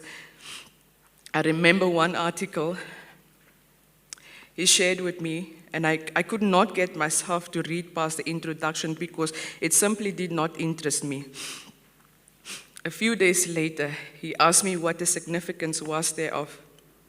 Now, I could hardly remember the abstract or introduction, and I still attempted to answer him. I mumbled, and that was a big mistake. Hanyane reprimanded me for the first time that day. I heard his voice slightly, raising his voice to me, slightly though, and I was broken by the sound of that. He told me, and I quote, "Don't ever come and complain to me again and tell me how difficult your life is, because it seems to me that you are quite comfortable being where you are. You enjoy it. You are sitting on talent and you are wasting it." I felt so bad that day and embarrassed because here was someone who believed in me, who wanted a better life for me, and I failed to see that. I promised myself that it will never happen again, and it did not. My life turned for the better there on forward, all because he reprimanded me.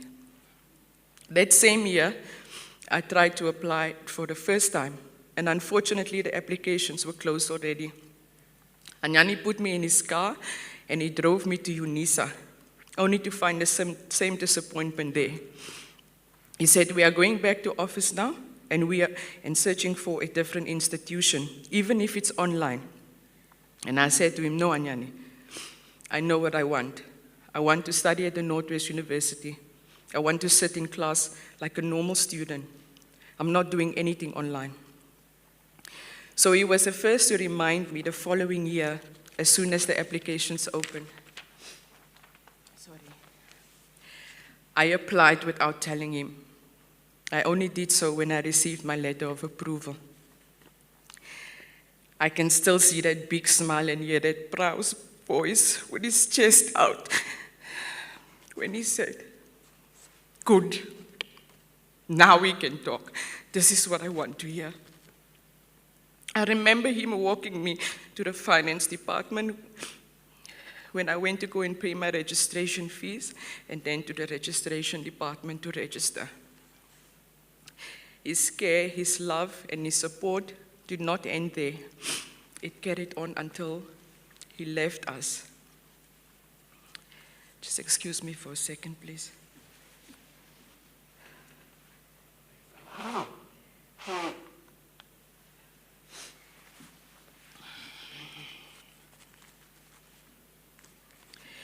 I remember how anxious I was the day before I had to first submit my very first assignment. I was confused because I wasn't sure if I was doing the right thing or if I had answered the question correctly. I called him crying. Thank you.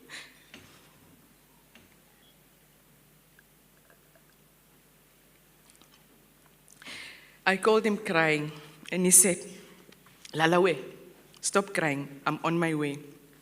And lo and behold, within less than 10 minutes, because he did not stay far away from me, my phone rang, and he was calling me to open the gate. He showed up at my house with a bottle of red wine. He knew how much I loved my wine, even though he hardly drank. I was so happy to see him, not only because here he was again, showing up in my time of need, but he came with my favorite bottle of wine. He said, "Come pour some wine." We are going to relax first before we are going to work. And I looked at this man, I said, Hanyane, can you please explain to me, how am I supposed to relax when I'm supposed to submit within less than 4 hours? Now, Hanyane was always calm. He said, Lala, jelu moya tu, relax. When we started working, he literally ripped that assignment apart. And he rearranged the information until everything made sense to me. We spent some time doing this and him teaching me how to write until the work was ready to submit. And he said, from now on, you are going to finish your assignments, you are going to send it to me for feedback before you submit.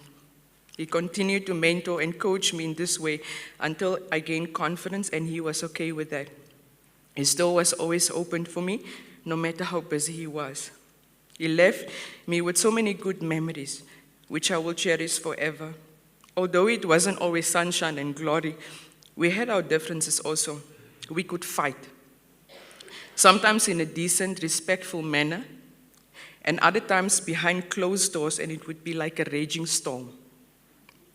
Especially when it came to his administrative responsibilities, which he hated so much. Sorry. But there were definitely more good times than anything else. We shared the same taste of music, food, books, even political views at times. He needed one of his books back one day, which I had kept too long before returning it. It was a book on state capture. And he said, you see, you are now doing the things the politicians are doing.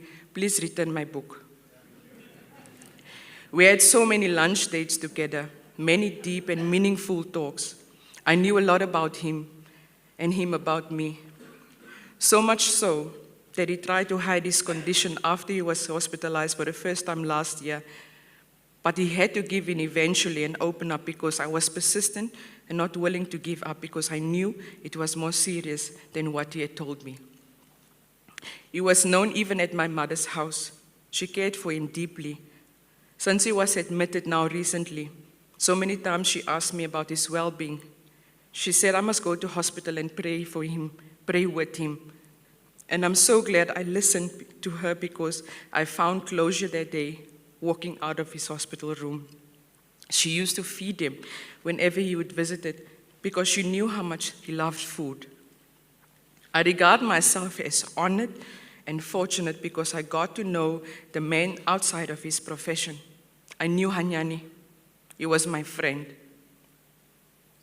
I knew what made him angry and happy. Even as an intellect, a professor, I knew him. I was also a student of his at some point, I think for 3 modules if I can remember correctly. Inside of class, I addressed him as sir or professor because of the great respect I had for him. Whenever I called him professor outside of class, he would ask, "Hey, Bo, what's wrong now? What did I do now?" Hanyane, my friend. Enkosi Puti.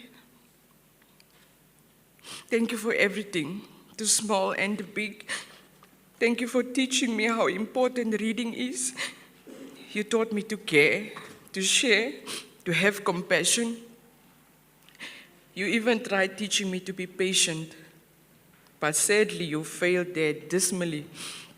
I used to laugh when he would tell me, "You see, your problem is, dis te chacharag lala." I'm almost done. Thank you for all the love, the hugs, the calls to check on me when you realize I'm not at the office, for allowing me to cry on your big shoulders even though I knew how uncomfortable you used to be when women became emotional around you, not with me. You embraced me and you would tell me that everything is going to be okay. Thank you for all the spoils, especially the ones from Woolworths. Just so by the way, you left some Woolworths ice cream in the fridge. So me, Zanel, and Lirato had it for breakfast this morning, and we cheered you on. We said our goodbyes, and we shared some beautiful memories.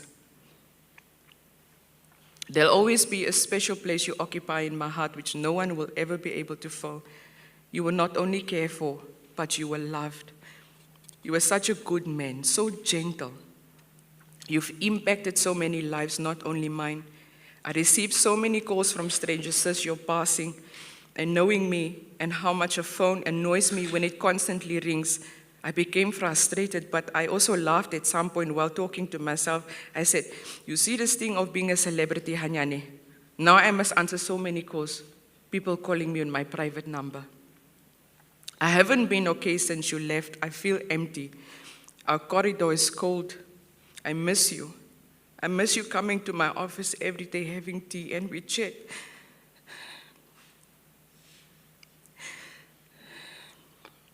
I miss the noise coming from your office, be that your favorite music playing, or a phone call with your loud, charming voice, speaking expensive Woolworths English, or in some TV or radio interview. I miss you. You'll be missed for many, many years, Hanyane, but I will never forget you. You meant too much for me. I know you are better off now. You are your old self again, happy, healthy, and strong. I was there when you were sick.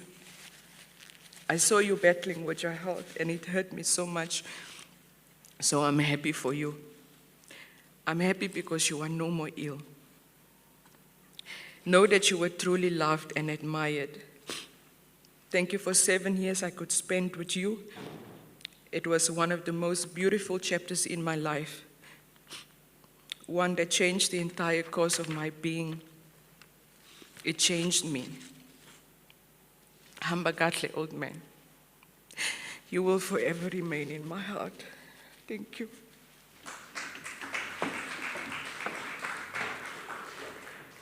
Thank you, Ms. Bloom. I can confirm they were very close friends. I thought maybe in her speech she will also insert that Chantel every Monday will request acha and chilies from Professor Berry Hanyane so that he can deal with her babalas.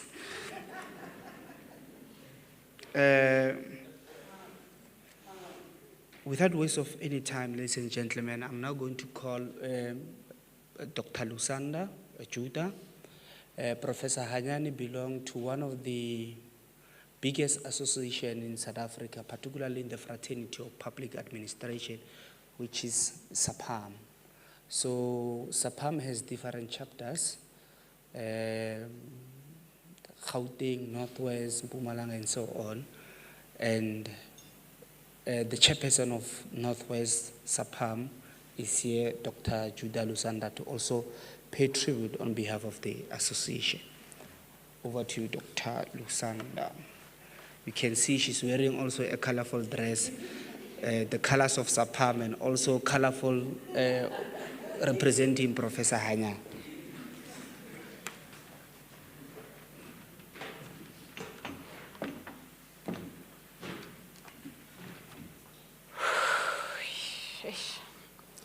Good day, ladies and gentlemen. Thank you, Program Director. Yeah, I had to navigate through my wardrobe this morning and check exactly what would fit Roo, my berries, that's how I used to call them. So I found this Tonga color. And I was like, you know, I'm going to embrace and celebrate his genuine life, even in his absence. Yeah, it's so very difficult of me to stand here today, but duty calls. I'd like again to greet all of you who are here physical and those who have joined us virtually. As per our program director, Dr. Molepo, indicated, yes indeed, my name is Dr. Lusanda Judah. I am the chairperson of South African Association of Public Administration and Management, which in short we call it SAPAM.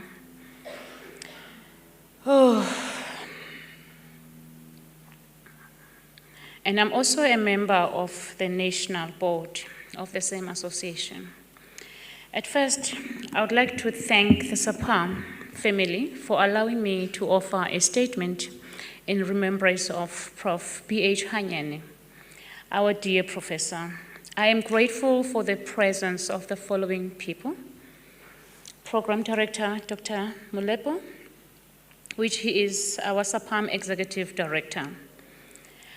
Professor Pajo, which is also a member of the board. In absentia, Prof. Hutatso Shrai, and the entire National Board of SAPAM. We appreciate the presence of the Northwest University Management and Humanities faculty staff members, the Hanyane family, the media, and all protocol observed. For all of us gathered here in this hall, this venue today is one of the worst days of our lives. It is with sadness that we say goodbye to the dear and the charming Prof. B.H. Hanyane, our beloved and humble academic with an infectious laughter. No one expected the week to end the way it did last week when it started. However, it did. Our hearts are ripping apart. It is an inconceivable moment, yet it is true. We would like to extend our heartfelt condolences to everyone touched by Prof. Hanyane's terrible death, yet untimely death. As the program director just mentioned, that I'm standing for SAPAM. SAPAM is our South African association where all academics in an annual conference we gather. So we have members in all the South African university and other sectoral departments in government in South Africa. Prof. Hanyane was an associate professor in the School of Governance Studies at the Noordwes-universiteit. Hanyane has been an active member of the association for many good years. He has his own research niche as in academia we specialized.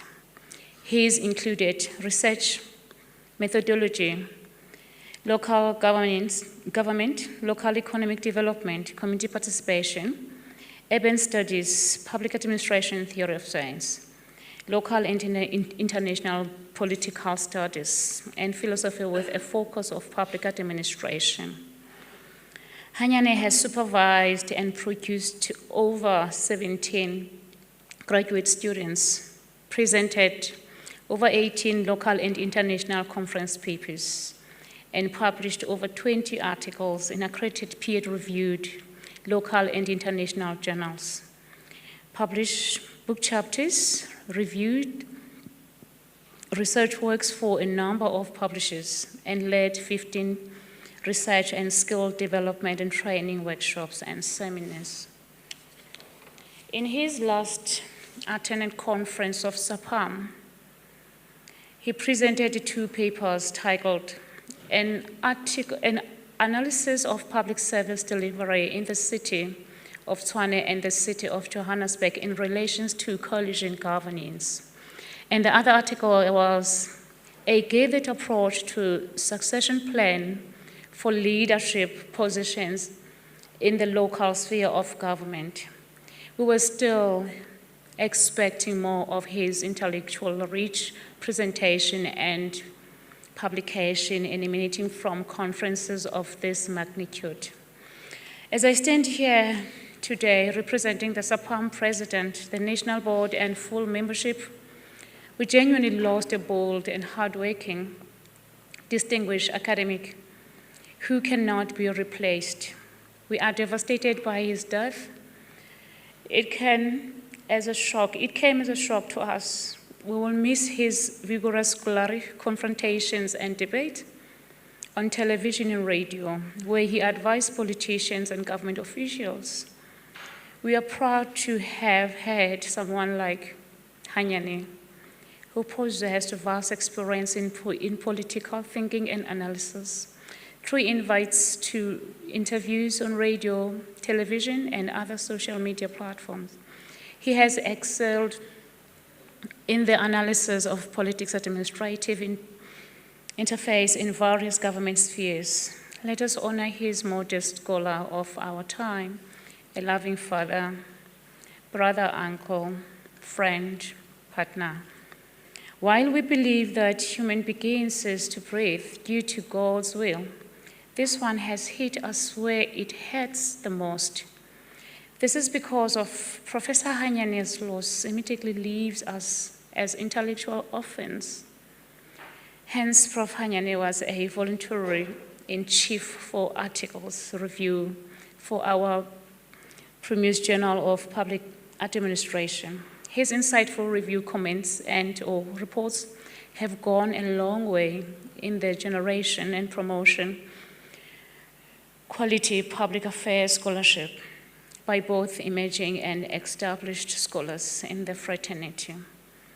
In and outside the university, Prof. Hanyane represented the symbol of engaged scholarship and scholarship of consequences.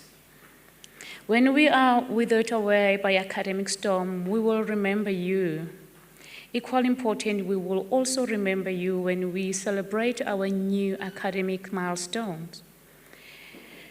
Go well and enjoy the heavenly chapter of Sapam. In as much as intellectual shoes are too big to fill, we draw solace in that you mentored and created many thought leaders who should be able to carry the bottom from where you left. We are equally grateful to the Hanyane family for entrusting your son to us for all of these years of academic and scientific contribution. Akukensa akamuti waka Hanyane kuyilomba nwana wa ninwa malimbe la yotalaleka swati nyonzo na buvite. I hope I pronounced that in my own ability very well. As a PAM, Prof. Pacho will have a request from your school to have a Hanyane lecture annually, and SAPAM will commit in terms of logistics. We would like to honor Hanyane each and every year.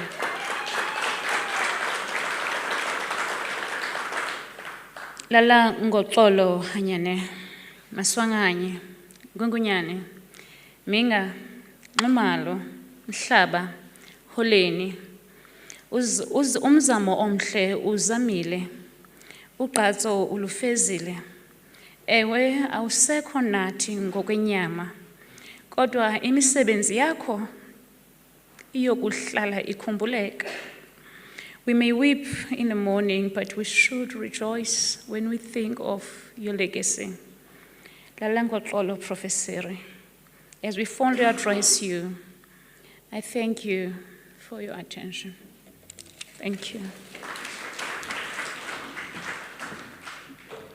Thank you, Dr. Lusanda Judah, the Northwest Chairperson of SAPAM. I think I also want to emphasize on what she just said. Professor Paho is the school director. We know Professor Hanyane is a public intellectual. He represented many of us. So like our sister Judah said, make sure as the school we have an annual lecture where we celebrate him. I'm sure as SAPAM we are going to make follow-ups. And if that doesn't happen, I'm going to take you straight to the Vice Chancellor. So something also that I want to share with you about Professor Hanyane. We all know that he loved TV, right? To a point that, remember when we submitted our scripts, internally he will moderate some of them. I waited for his they wanted results, examination department wanted the result, and Professor Berue was nowhere to be found. I called him, Sibali, please, come. The man was not there, but I knew that he loved TV. The following day I said, Sibali, SABCC, they are looking for you. Hanyane was there.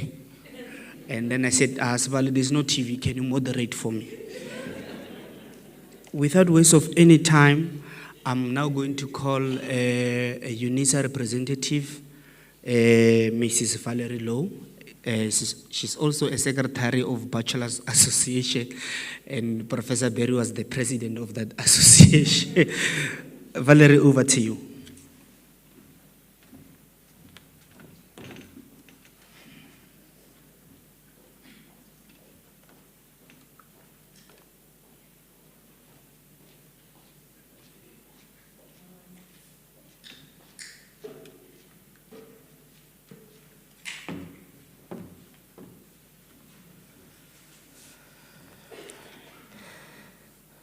Thank you for the opportunity, Program Director.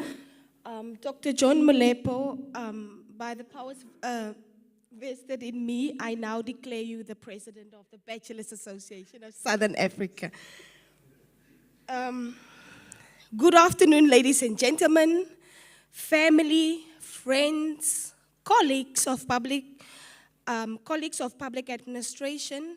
To the Hanyane family, please receive our heartfelt condolences from the Department of Public Administration and Management at Unisa, where Professor Hanyane was employed for many years before he joined the Northwest-University. I now know how the previous speakers felt. It's difficult to stand here.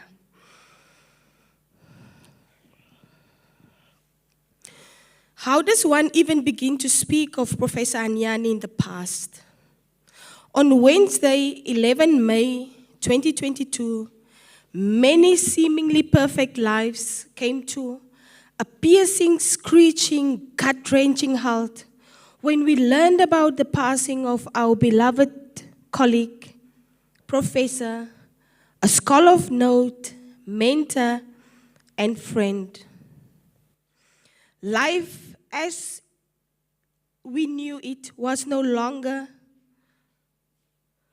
copacetic. In fact, it was far from it. Temporarily, it became a world of confusion, unbelief, and horrific sadness. To me, personally, at the time, it felt like my world was spinning, my rational thinking labored.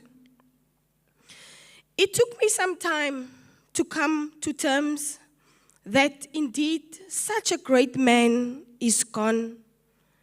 Through confirming and reconfirming, I constantly received the same results. Indeed, our beloved colleague and friend is no more with us. I immediately thought of the words of Professor Maseremule, which he wrote in a tribute to the late Professor Bethle in 2020. And it reads as follows: death inflicts excruciating pain, so much so that a deathless life becomes our wish. It is indeed so that science does not tell us how to come to terms with death, especially of those whose impact in society is so priceless. Today, I, Valerie, remember Professor Hanyane, the colleague, someone who understood the true meaning and importance of collegiality, in that colleagues are not only an integral part of many lives like some empirical research suggests, but that having good relationships with one's colleagues often is the single most important factor for being happy at work. For 8 years, I was privileged to have that great relationship with Professor Hanyane at Unisa before he joined the Northwest-University. At the time of his passing, Professor Hanyane was still assisting us with various academic activities at Unisa in the Department of Public Administration and Management. Last year, we had the opportunity and honor to also work with him when our department, in collaboration with the SAPAM Gauteng chapter, hosted 2 webinars. One on the local government elections of 2021, and the other on the energy crisis in South Africa, something that affects all of us living in this country. That alone to me is indicative of the fact that Professor Hanyane personified the phenomenon of collegiality, which suggests that knowledge sharing as an important work behavior promotes effective work-related outcomes. As former colleagues, many of us will miss his presence at webinars, conferences, and many other platforms where we could still meet and engage with him.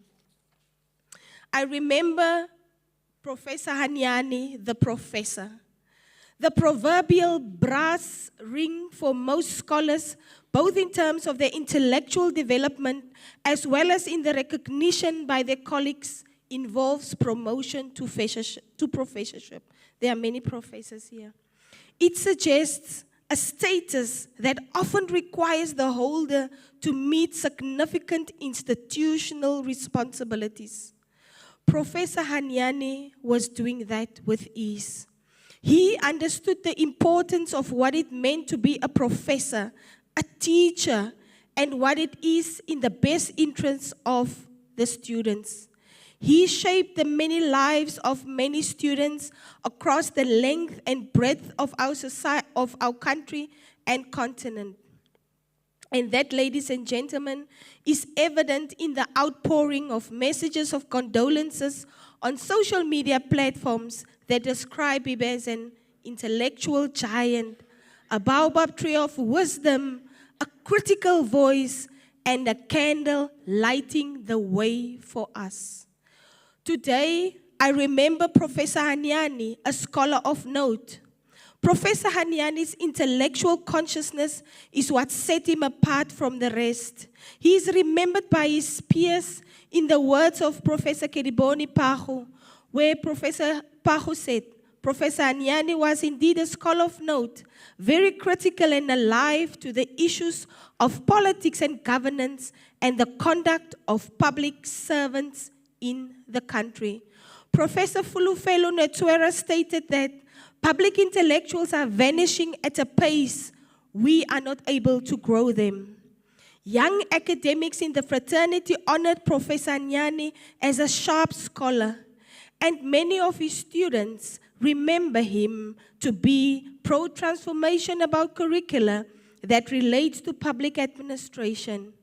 He introduced some of us to the writings of African scholars like Thomas Sankara, and he always remembered how his then supervisor and promoter, Professor Poe, would call him on a Saturday morning and said, Hanyane, let's have a conversation.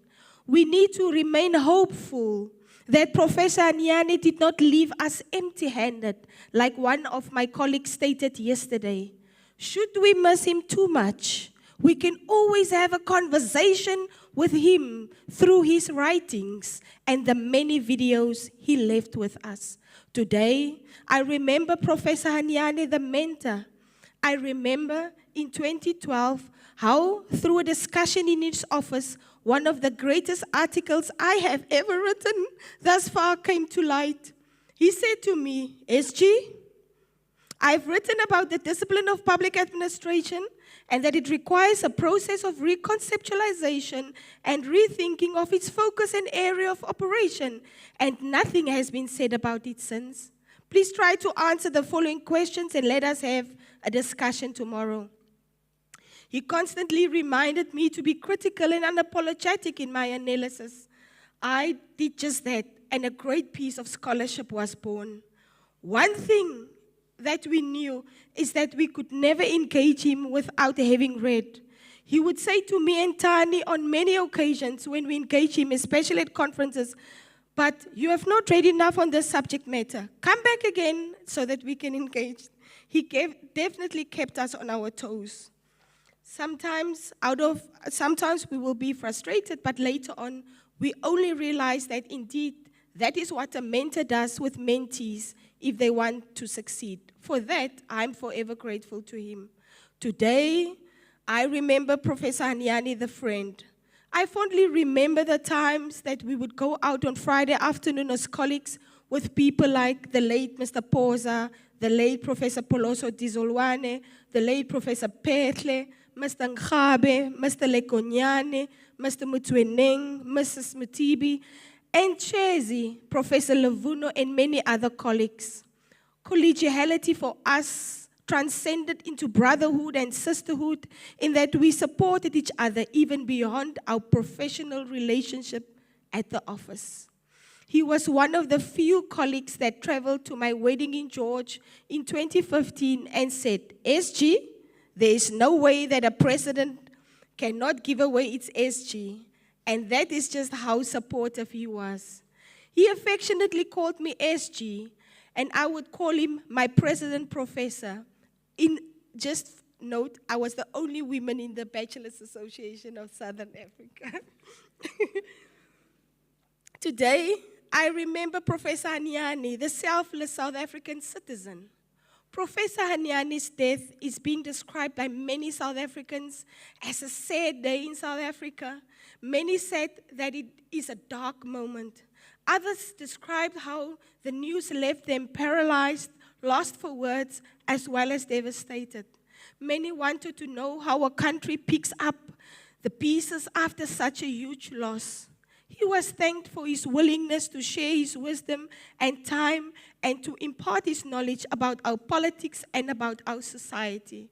As I have said in the beginning, Professor Hanyane must remain our beacon of hope even in the times after his passing. Great leaders like Professor Hanyane take a stand and call for others to come along on the journey and say, there we go. This is where we need to head. These impactful leaders become a beacon of hope for those they lead. Farewell, my friend. May your soul rest in eternal peace. You have indeed fought a good fight. You have finished the race and you have kept the faith. We thank you for your contribution in the knowledge economy. Rest well.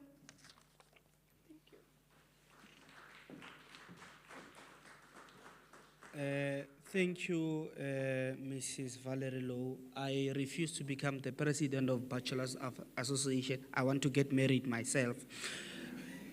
Valerie, before you leave, yourself and Lefa, Professor Berry, actually, I saw a list. You are many. I think you and Lefa, you are on top of the list. If you don't finish with your studies, you will wake up. So he said vividly, if I recall vividly, he said, yourself and Lefa, you were torturing him emotionally because you did not want to finish with your studies. Valerie, do it for Professor Hanyane. Lefa, do it for Professor Hanyane. Dr. Manyaka finished now because of Hanyane. He's a doctor. You can see even in his thesis, he acknowledged Professor Hanyane very well. So this is a challenge. We give you 6 months. I'm now going to call colleagues, both from the Northwest-University. They will come together, and the first one will be Professor Melvin Diedrichs. I know very well, they're very close. They will gossip together there in their office. And whenever I came in, they said, it is a professor matter. Please leave the office. I'll leave the office. So I'll call them together. We'll start with Professor Melvin Diedrichs, and then we'll be followed by Professor Dumimzin. Thank you.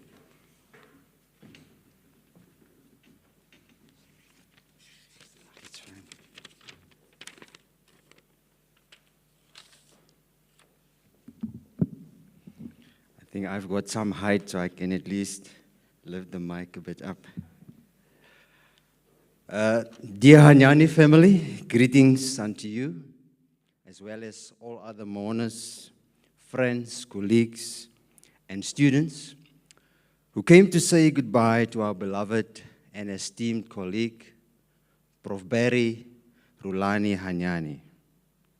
The purpose of my participation on this program is twofold. I would like to sympathize and I would like to speak on behalf of my colleagues. But there's also the friendship, my own friendship that has evolved over the years with Barry that I can't ignore. And I would utilize some of that as I pay my last respects. First and foremost, I would like to sympathize with the family and convey our heartfelt condolences with the passing of Prof. Barry. He was very dear to us, and we are surely going to miss his contribution in the various roles he has fulfilled within the school. We thank God that we were able to attract a man with such talent and ambience. You know, Barry had such an aura around him, which made people wanting to be in his presence. He would arrive at the office with the string of students already waiting in the corridor. As soon as he unlocks his office, and once he has settled, the phones would start ringing. It was like everyone knew what time Prof. B would arrive, and he would be available for interaction. Fellow mourners, I would like to mention that Prof. Barry and I have actually met in Rome in a conference in 2011. And from there, we kept the contact, where after he joined us at the Noordwes-Universiteit in August 2014. This is important to remember as I would end off my tribute with a eulogy, especially for Prof. Hanyane. I would have liked to take a different note in what I would like to say about Prof. Barry.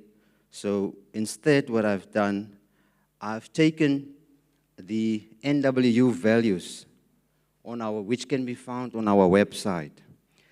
And I would like to compare it against Barry's achievement or lack of achievement in some areas. Human beings are not immune to faith and could falter or simply might need extra motivation as we strive for perfection in what we do. Now, on our website, the NWU website, we can find the following 7 values and value-driven behavior: being caring and inclusive, embracing diversity, transparency, excellence in all behaviors, ethics in all behaviors, responsibility and accountability, academic freedom, and freedom of research. I'm only going to underscore 4 specific values as it relates to the life of the late Prof. Hanyane. The first one I would like to highlight is being caring and inclusive. Here, many past and present students would agree that Prof. Barry has outdone himself in how he took care of others. He would dig deep into his pockets to assist a new student with a food parcel, or invite colleagues to lunch, or while visiting him in his office, he would take out a cold drink from his bar fridge to offer, as it was in his nature to share. Chantel, luckily there was no red wine there in that fridge. The second one I would like to highlight, the strive for excellence in all endeavors. Prof. B did exactly what was required from him from this value-driven behavior, for what it prescribes. He presented lectures of high standard for both undergraduate and postgraduate classes. He went to class fully informed about his discipline due to being an avid reader. I'm sure members of the subject group would recall the year when he expected of first-year students to memorize sections of the Constitution and how they complained about it. Section 195, he expected of students to memorize it. And there's also other examples when he would deliver harsh critique at students during our honors colloquium. And there we were so scared and we were worried these pure students would not know what to answer. He would not spare them. Yeah. Prof. Hanyane was a good standing member within the academic fraternity. Whether it would be delivering radio or TV analysis about current affairs, delivering papers at conferences and submitting cogent written articles for publication in accredited journals. The next value I would like to highlight is commitment to integrity. Prof. Hanyane remained committed to the academic discourse till the end. It was therefore not unusual to find him in the office on Saturday and Sunday afternoons, playing jazz music and finalizing feedback of postgraduate students. His office space next to me is now awfully quiet, and I miss the late afternoon engagements with him on topical issues. The last value I would like to highlight is academic freedom and freedom of research. Promotion and protection of freedom of thought and expression through learning, teaching, and research. Prof. Berry was a philosopher, a teacher who expected of students to be well-read and to be prepared for class. I'm sure we can remember who else could be so rigorous and thorough when marking postgrad theses and dissertations, including reviewing papers and articles for the association. I will not mention the name, but one of my master's students, Prof. Berry, was the internal examiner, and he really, I'm not sure which word I can use. He marked so hard, he grilled us, and he wrote all sorts of things, and he even claimed that we did not have a substantive look at the theory that should have been presented in that study. No, that's how rigorous he marked. In his own words, I quote what he said to me when evaluating. He said, "Prof, I shut down when I mark. I do not look at the name of the student even because I'm busy assessing." And I close the quote. With that said, ladies and gents, I would like to move to the last part of my tribute, which is a eulogy in honor of our fallen colleague. Now, Prof. Berry, whenever we spoke, the two of us, he referred to himself as the Soweto boy. He was very proud of that. So I tried to pen just a few words on paper with that particular phrase also in. It says, or it reads as follows: "Sleep on, Soweto boy, sleep on. Your pain and suffering is no more. Your loud voice in our corridors is forever silent. Oh, how we'll miss your friendly smile and investigative eyes. Prof. B, your tongue, sharp as a razor and flamboyant your speech. This we'll surely miss and strive to use as a yardstick. You've challenged the status quo and intrigued the minds of many with knowledge from your Popper books." Now, Prof had a set of Popper books in his office that he would like to read, and he was always referring to these books. "Rest well, Prof. B. You've completed the race. You've made a remarkable input, which is deemed priceless. Your legacy lives on till we meet again."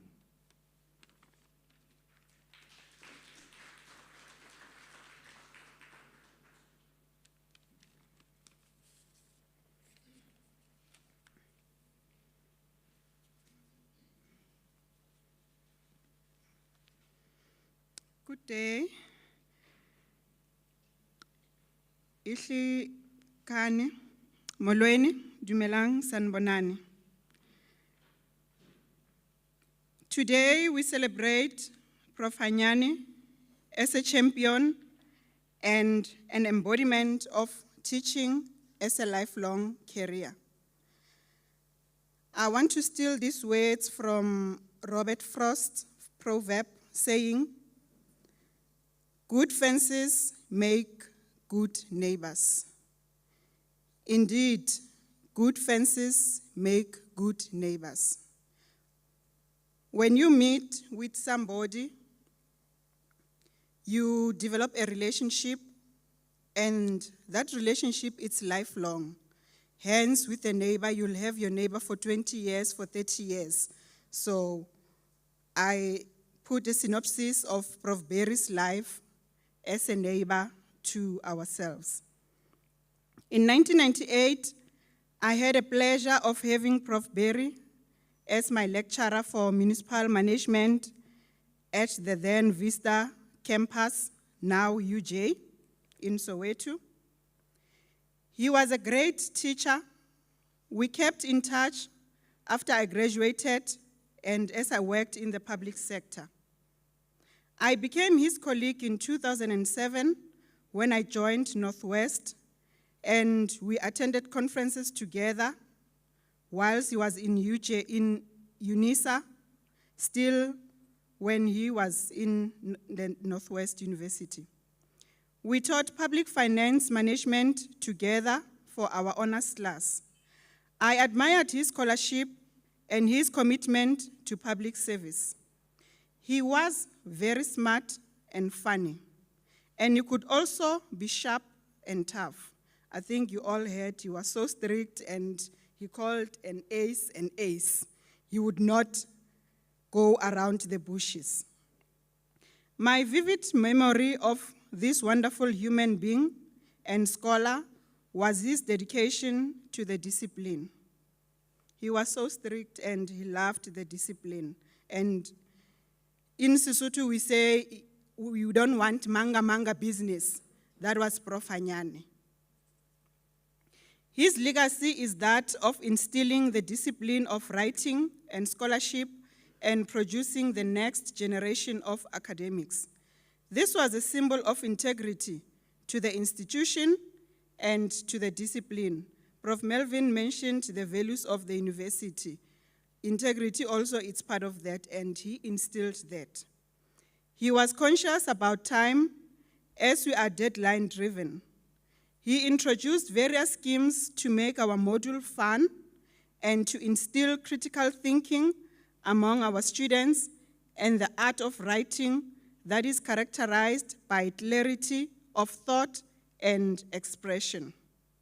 When students wrote their assignments, normally, as we shared the module, we'll prepare the curriculum and everything, and we'd say, no, we must ensure that these students, they write up and they know their story, and that's how he was.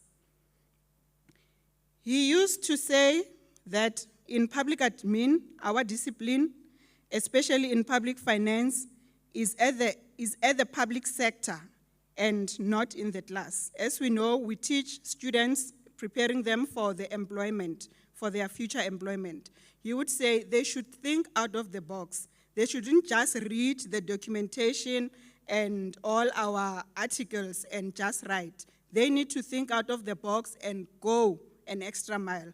That was Prof. Hanyane.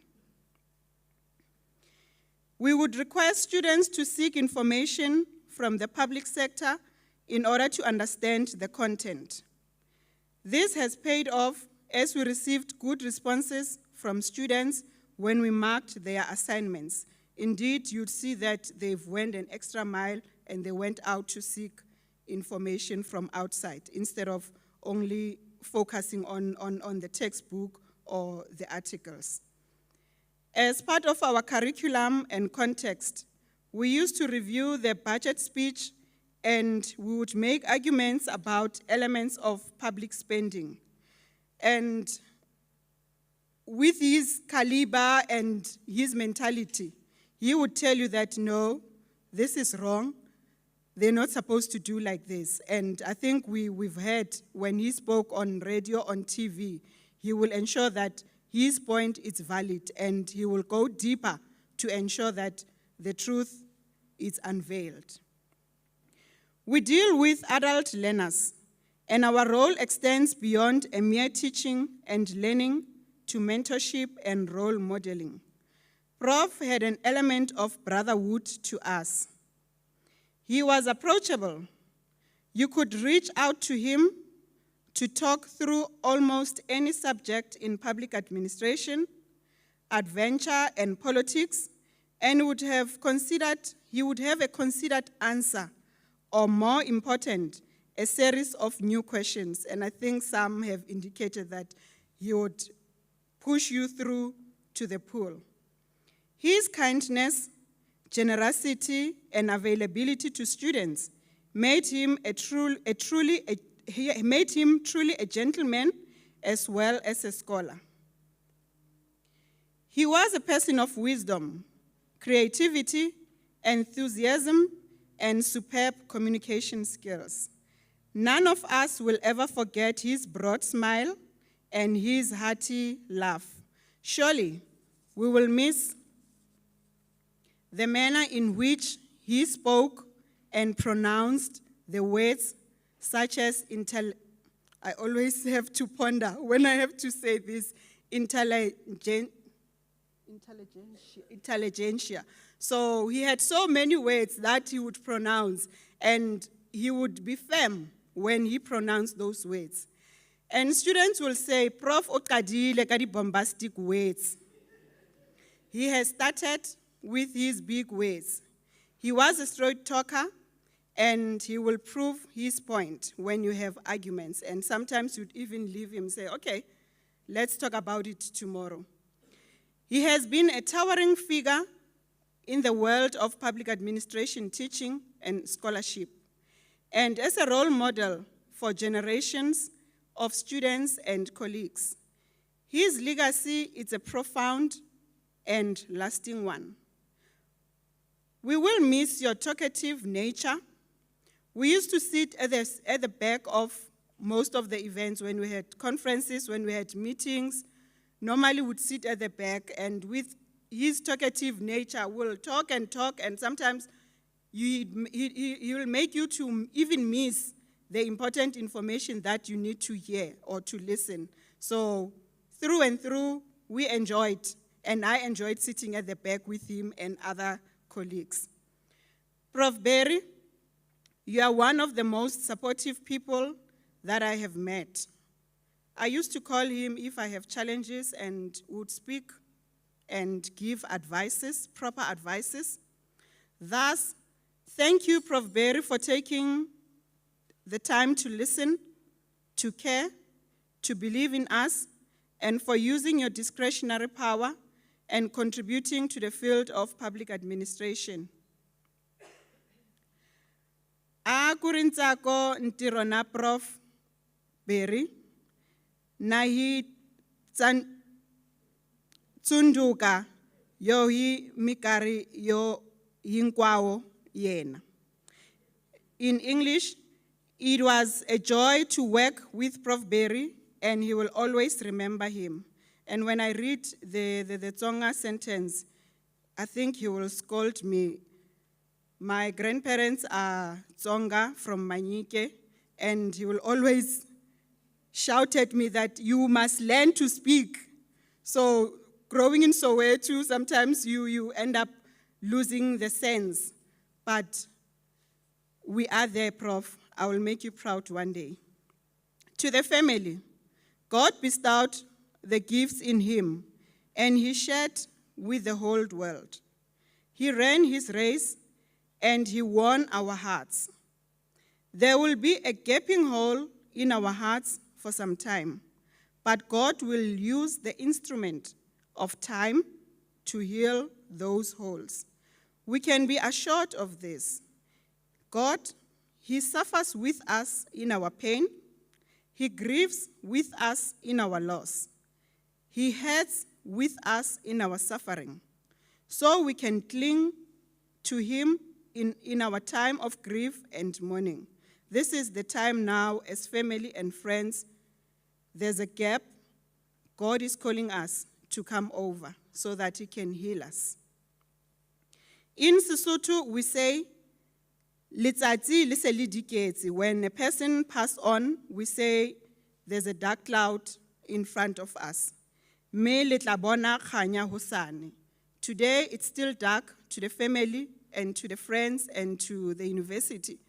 But tomorrow, the day will rise, the sun will rise, we'll see the angels, we'll hear the noises from the birds, we'll hear the river streaming, the sound of the river stream. Then we know that we have passed the darkness. Etlala igurula Prof Hanyane. May Lord bless you and your family with peace and comfort in this unfortunate time. I thank you.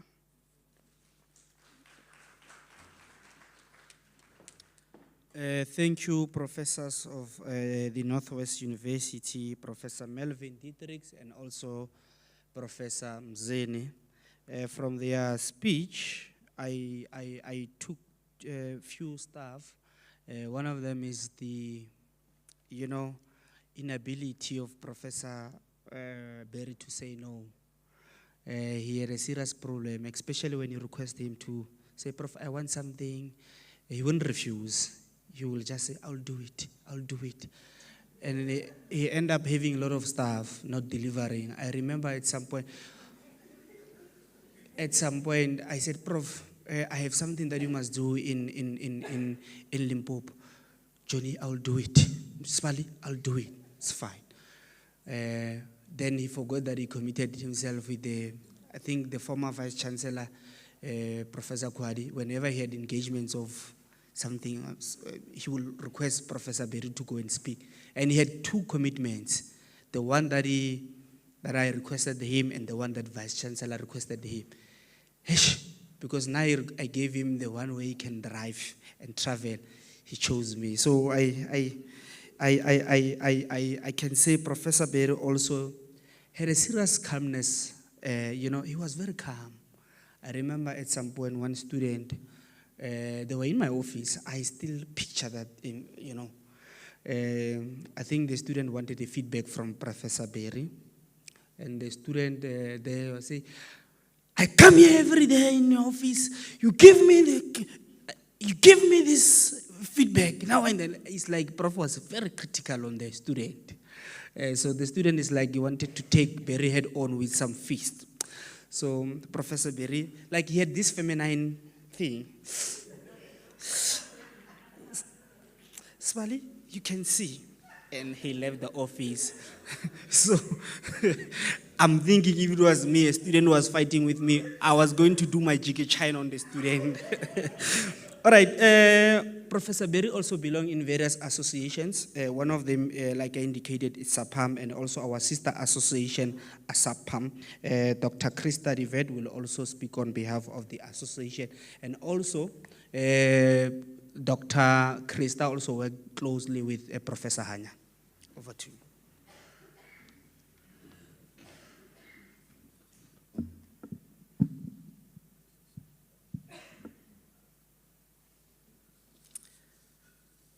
Abusheni, to Prof. Barry's family, to his friends, to his colleagues, and to his students. Ladies and gentlemen, you will forgive me this afternoon, but today I'm wearing two hats. The one hat represents the fact that for almost 8 years, Prof. Barry sat approximately 4 offices down the passage from me. The other hat represents the fact that Prof. Barry was, together with a number of our colleagues in the House, active scholars and participants in the leadership and membership of ASAPAM, or the Association of Southern African Schools, Departments of Public Administration and Management, as well as the Administratio Publica community. please allow me to share a brief memory from the first hat. It was about this time of each year that Prof. Barry would carry plastic bags into the office. He would come and call all of us, and he would say in his dignified manner, "Dear, I've got some avos from my mother's tree in the office. Would you care to take a few?" And this is really something that will stay with myself and many of my colleagues for forever, this memory of his mother's avo tree. This year, our passage will be silent, and you will not come to call us. Our hearts are broken. Allow me to briefly share the fact that so many of you in this room has also shared. And yes, luckily, taste differs, but I always thought, he was impeccably dressed. Impeccably. He was a real gentleman with women, honestly. Eloquent in the articulation of his thoughts. Prof. Barry was a true scholar of public administration. But the three characteristics that stood out above all others, I share with you as follows. He had an unwavering passion to push students through the limitations of their own perceived barriers, whether that may have come with blood or tears or it happened. And he did that so that they could become scholars of and seek answers to the wicked dilemmas presented by poverty and inequality.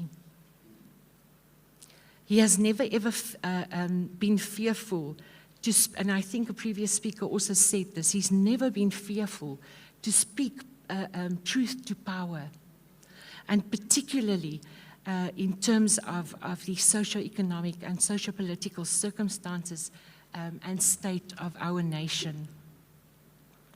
He was the quintessential model to me of what it means to incite young minds to critically engage in phenomena of national concern. The second has reference to ASADPAM.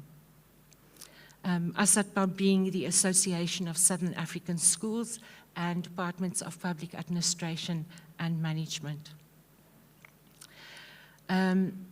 The executive chair of the board of SAPAM has sent this message as a tribute to all of us.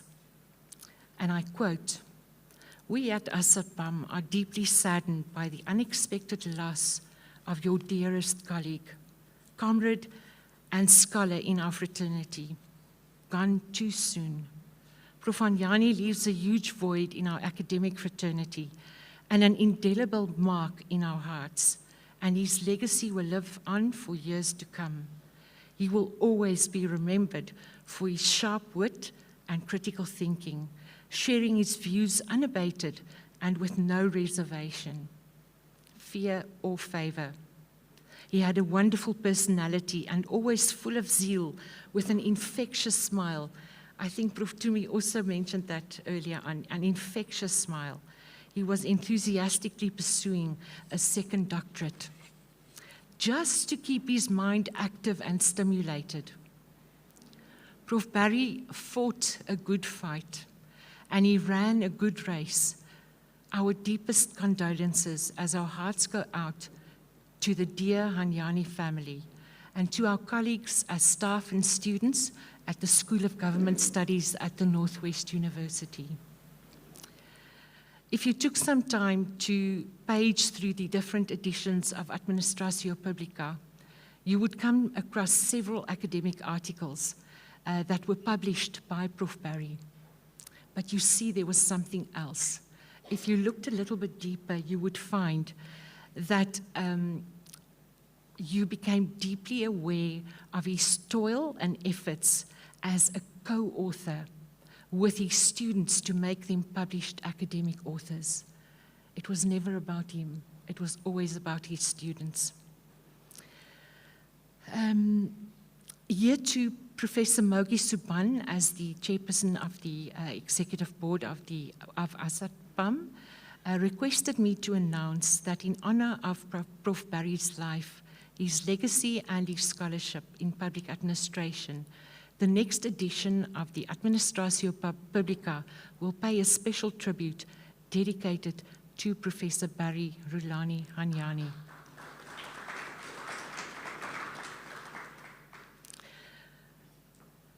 Ladies and gentlemen, I think potentially the most difficult thing to say at this point, Hamba Gahle, Prof. Barry, your legacy will live on. May you rest peaceful in the everlasting care of our Lord Jesus Christ. I thank you. Thank you, Dr. Divet. Colleagues from academia, you just heard that the next coming issue is dedicated to Professor Hanyane. I'm sure already you have an abstract. Corruption, state capture, the case of Hanyane's matrix.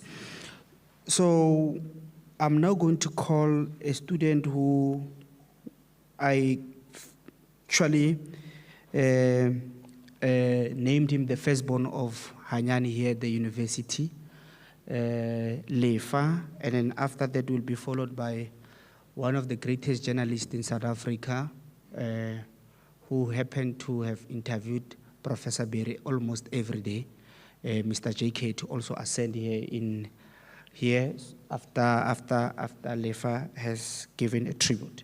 Lefa, over to you.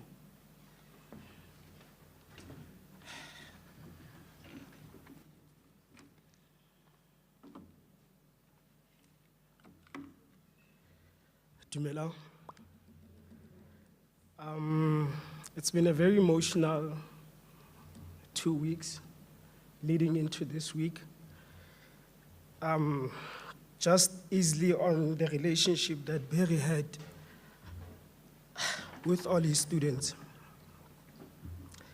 The family of Prof. Barry Hanyane, the Northwest University, colleagues, friends, fellow students of the Northwest University, the entire academia world, and South Africans. Dumelang, good day, Khedach, Lochani, Sanbonani, Dimatsiari. I think we all should be proud of the fact that Prof. Barry was amongst other things, a multilingual person. He would welcome you in your mother language at all times. And from there onwards, you'd be super comfortable. Before I read my speech, I just want to say that I'm a child of the School of Governance. My story, they know it. But then Barry also came in, took me from Cresta, took me from Prof. Melvin, took me from Prof. Vermeulen as well. But in essence, if you check the program, it's supposed to be me and Mr. Znakile speaking. Mr. Znakile has a lot of white beard, but he would call Prof. Barry would call Mr. Znakile to order whenever it's necessary. This is a combined message from myself, Mr. Lefa Sobutongo, a former student of Prof. Barry Hanyane from undergrad into my honors level, and Mr. Znakile, as I have mentioned, he's a current PhD student under the supervision of Prof. Barry Hanyane. Myself and Mr. Maila, we started off as his students and later became colleagues with Prof. Hanyane.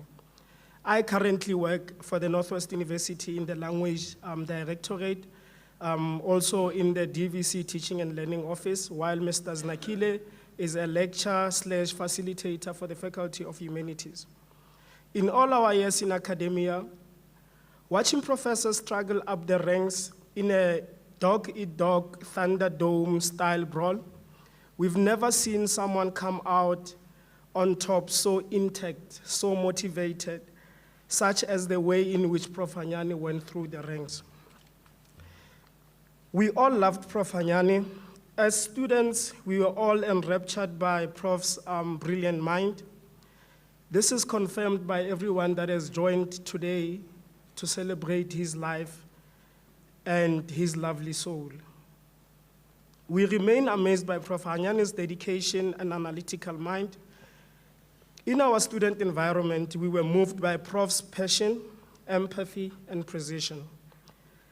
Kindness to students was Prof's first priority, and everyone was worthy of his consideration and compassion.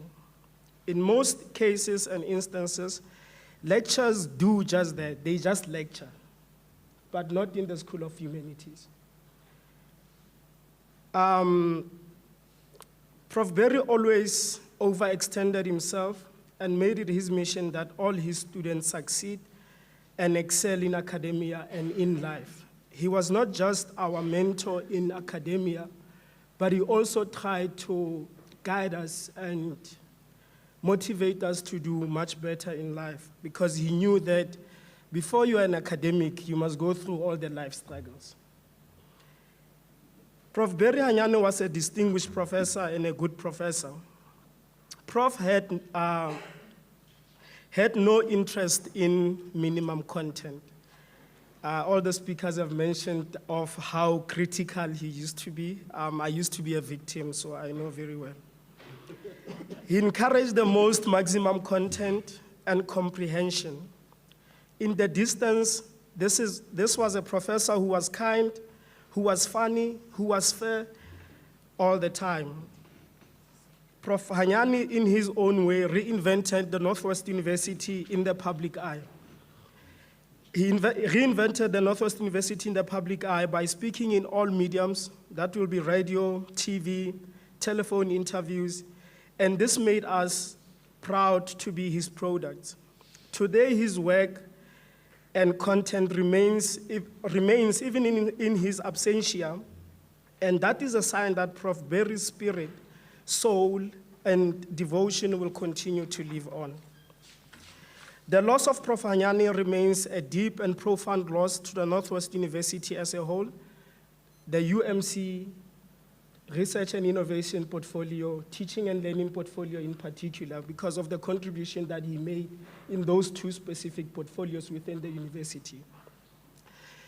The humanities faculty, in particular the School of Government and Social Studies, the student community, and the entire academia world. Prof. Berry Hanyane's legacy will remain with us forever. To the students, friends, family, and the faculty who were touched by his spirit, his unique and enviable teaching methods, to this speech that we wrote together with Mr. Maila, I added a bit of a personal touch because of our relationship. It's a very short part, but it says a lot. I know I have made you proud and equally let you down, but not once did you give up on me. I left my studies at some point to try and open a business that sells bunny chows, by the way. Wow. Because life demanded of me to survive. And you were not happy with my decision, but you were one of the first customers for my business. In honor of your memory, I will finish what I started, John. And I'll finish what I started as you instructed me in our last conversation. Prof. Berry advised me on almost everything, on women, how I should stay away from women, how I should be successful and then they will follow. He said a lot of things, and all those teachings remain with me today. You've advised me on women prioritizing my well-being, living a super soft life. As I think we all know, Berry loved everything soft. Twice a week I drink mocha, and sometimes it must be Brazilian mocha, just because he introduced me to that exquisiteness. And your teachings will forever be stuck with us. And to the family of Prof. Berry Hanyane, we thank you for sharing Prof. Berry with us. We thank you for sharing Prof. Berry with the world. He was a compassionate man. I remember I used to have my own struggles. He would call me and say, hey, Mshana, do you have food? And we would go to West Acres. He would do the most at Pick and Pay there, and then he would say, let's pass by Nando's. I need to hear if you are still my student. But nonetheless, we appreciate and love Prof. Barry Hanyane. Prof. Hanyane, you will remain a friend, a mentor, a brother. More than anything else, he was a father. And most of all, your name will forever be encrypted in our hearts. Thank you, Baya Danki Ke a leboga.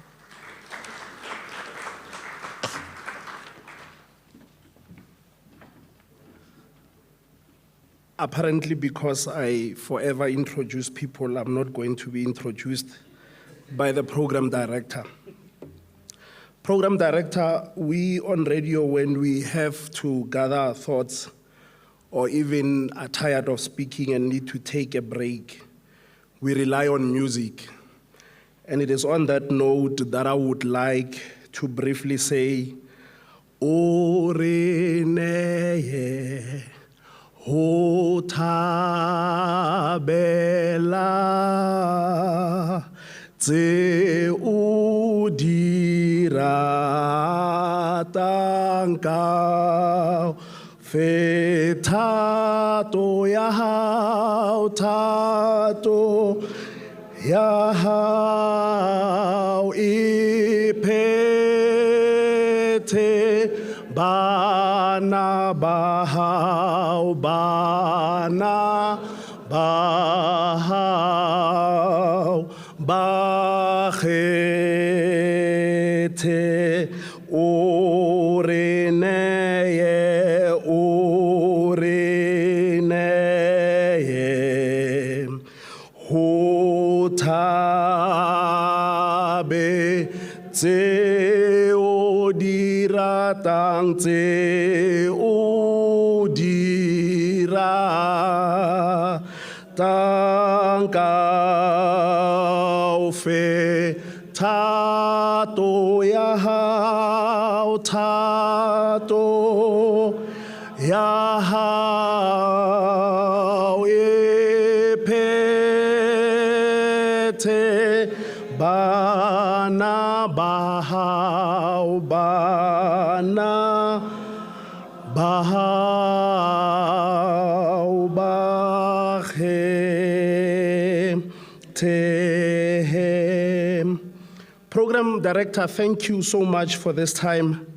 Let me start by greeting and embracing the Hanyane family who are mourning a son, a brother, an uncle, and so many other roles that he played in the family.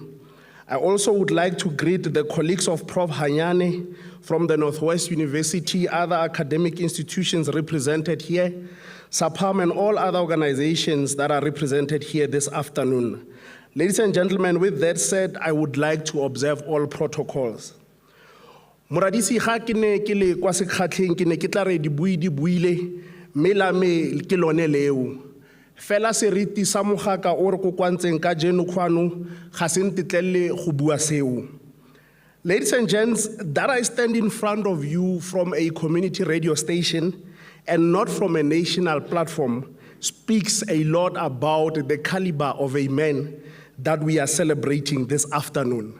It indeed feels weird that I have to speak of Prof. Hanyane in the past tense because of the big role that he played in our lives. Prof. Hanyane was the media's darling, not because he always told us what we wanted to hear, but because he was always available to speak to us. Our biggest struggle, usually in community media of any sort, is getting quality analysts who are well-schooled in the discourses of our dispensation. And we knew that we could rely on Prof. Hanyane any day, anytime. We remember Prof. Hanyane as a man who will never forego pleasantries. Whenever you called Prof. Hanyane and we're about to go on, and I mean, sometimes we are running for time on radio, and you'd call Prof. Hanyane, but wanting to go on air immediately after he answered, he will always stop you and want to hear how you are feeling, and if you are ready for the interview. I suspect he asked that question because he knew that he was well prepared and you had to show up and meet him halfway. We also remember Prof. Hanyane as a gentleman who never pulled out of any engagements whenever he had committed to them. This I say because I remember sometime recently, I called Prof just before an interview, and he then said to me, I just drove and I just arrived at the hospital. I'm actually at the parking. And out of sympathy for him, I said to him, Prof, it's fine. Let's leave this interview. We'll see it some other time. He said to me, no, JK, we have set time for this interview. We are going to do this interview. And guess what? As always, Prof. Hanyane brought his A game diligently so to all the conversations that we had with him. Prof. Hanyane never expected any form of special treatment from us. Whenever you would be producing a show, sometimes you honestly forget to call some of your guests. And when you call Prof. Hanyane 15 minutes before, he probably has to come on and say, Prof, I'm en rebele. He will say, it's fine, I found Makwabo, and he will still show up and give you that interview. Ladies and gents, I dare say Prof. Hanyane had read and understood the role of community media in a democracy. Thus, he can be called an advocate of community media. Because one thing about Prof. Hanyane, and this I say as well, having watched the interview that you did, Prof. Paho, with Stephen Grotes, on Newsroom 405, when Stephen explained how Prof related to them and treated them, I sat there with humility and amazement, realizing that Prof Hanyane treated all of us in the media the same way, regardless of whether we were a national platform or you were just a TUTFM calling from some small studio somewhere in Soshanguve Kobo Prof John Molepo. Ladies and gents, with that said, we will miss the consistency with which Prof treated us and which was no different, as I just explained, to the one that he gave to national broadcasters. We are now left with a dilemma of having to look for analysts or an analyst who will not necessarily replace Prof Hanyane, but give us the best of himself, because that is exactly what we got from Prof Hanyane.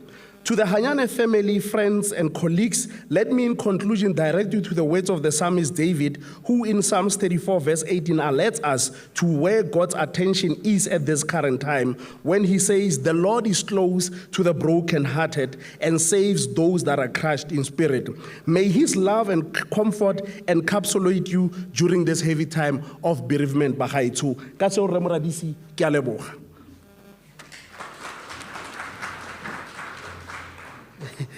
Dr. JK, it's like you forgot that I also worked at radio. I used to interview Professor Hanyane. I remember, even if we did not have anything, but we used to interview him. Prof, what caused, there's a fire in Atteridgeville, what caused fire? I think somebody was passing there. So, ladies and gentlemen, we are now at the end. Actually, we are approaching the end of our memorial service. I'm now going to call the family to provide us with the details of the funeral. I think let me welcome the family representative, Mkhululi Mlati Age.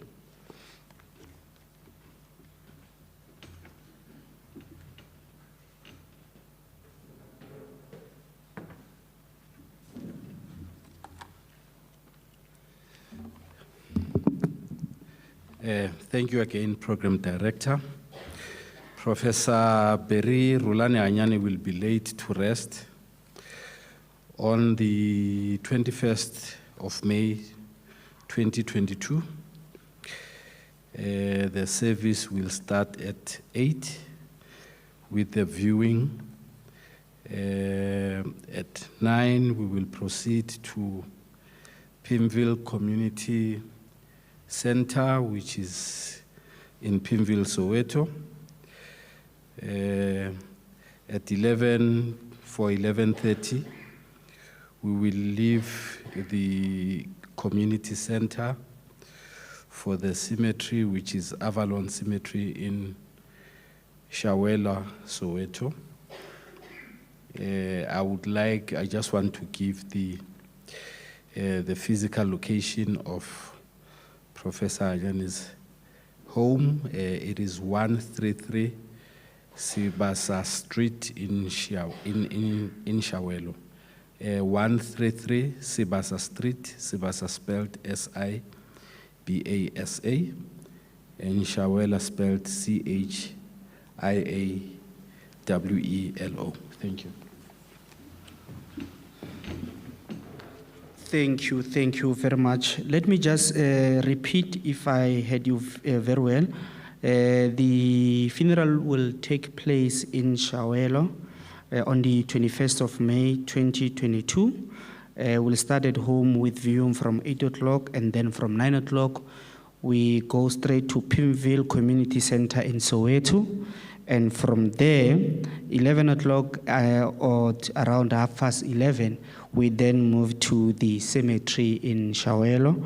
And those who are looking for the address, it's 133 Sivasa Street in Shawelo. Colleagues, I'm now going to welcome again the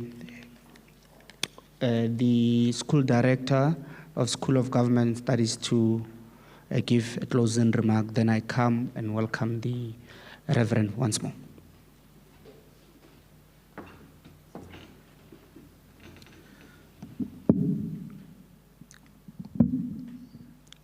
Ladies and gentlemen, I want to thank the program director for the well-run program. We are well on time, and just appreciate everyone that made it, both at this physical location and those that have joined us virtually. Thank you so much. We are indeed humbled by your support during this difficult time. As we mourn, but also celebrate the life of our colleague,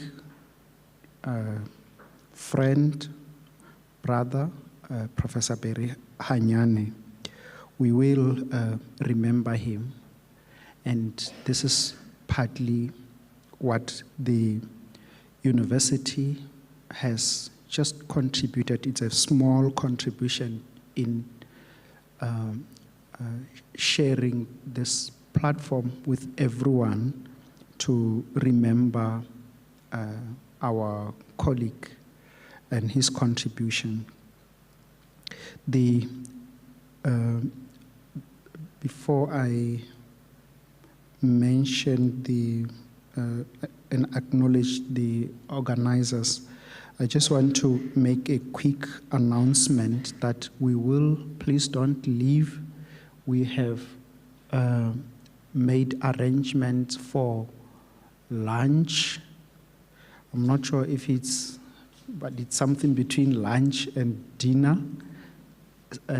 I understand it's a proper meal,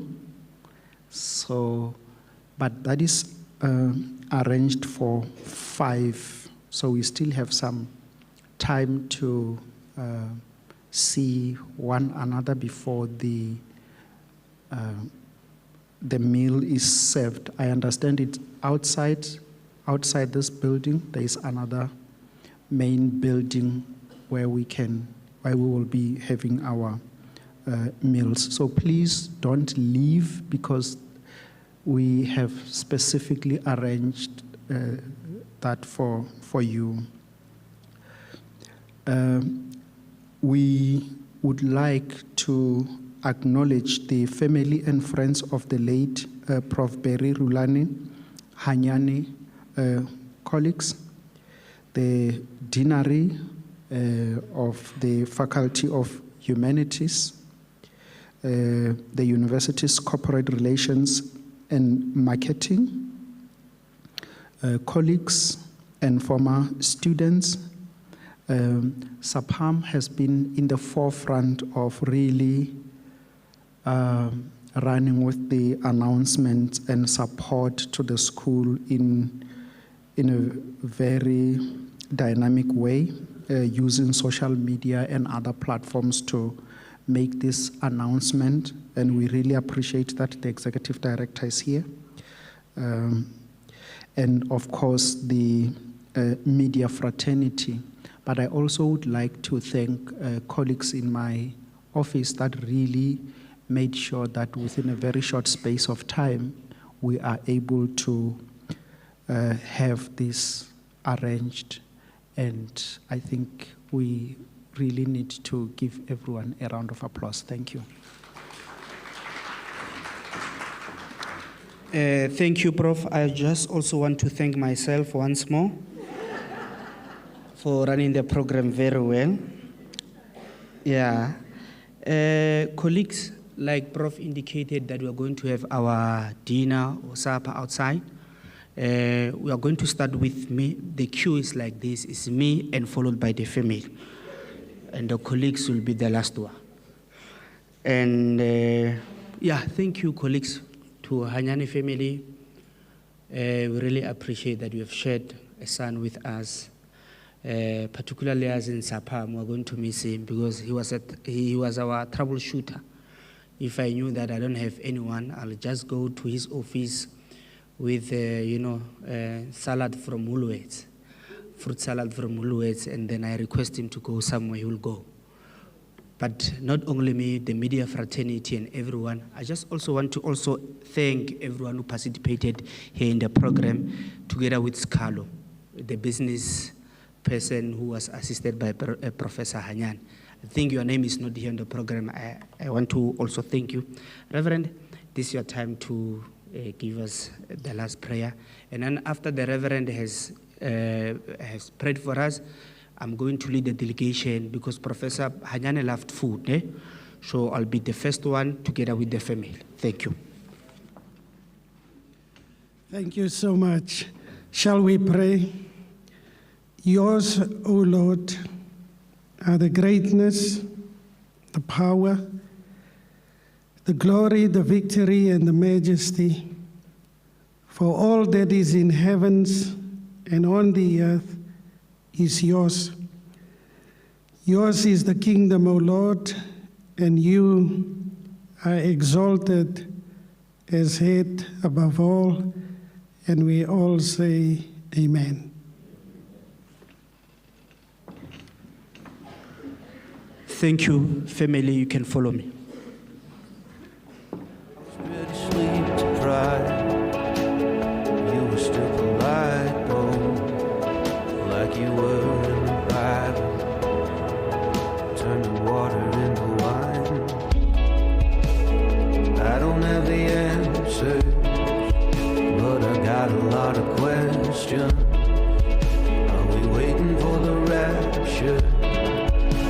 Some kind of redemption, a light to run from the fright of another composition of the meaning of life.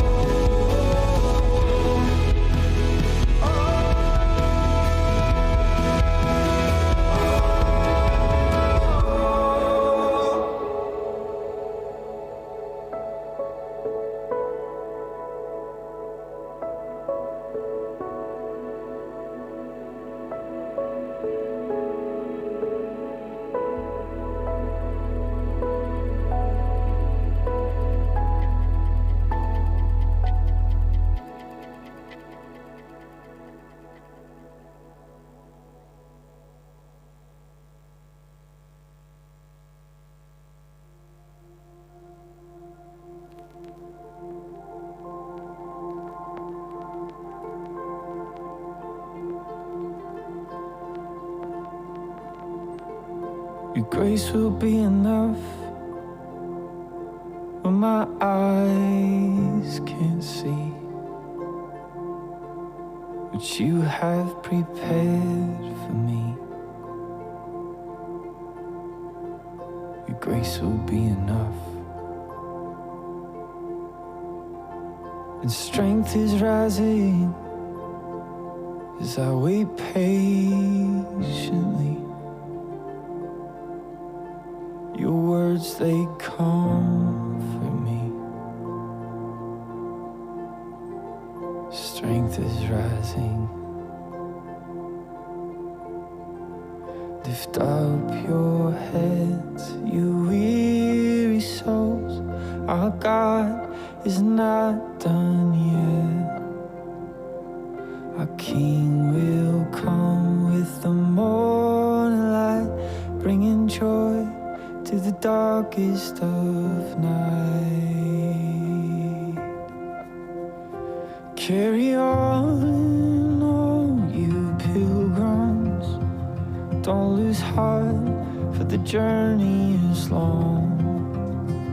At the end of your wanderings, lift your hands and bless the Lord. Carry on, all you pilgrims. Don't lose heart, His strength will still come. At the end of your wanderings, you'll see the grace that He giveth and giveth and giveth again. Your word will be enough when I cannot hear, when I start to fear. Your word will be enough. Your voice will lead me in when I can't escape to the quiet place. Your voice will lead me in. Lift up your heads, you weary souls. Our God is not done yet.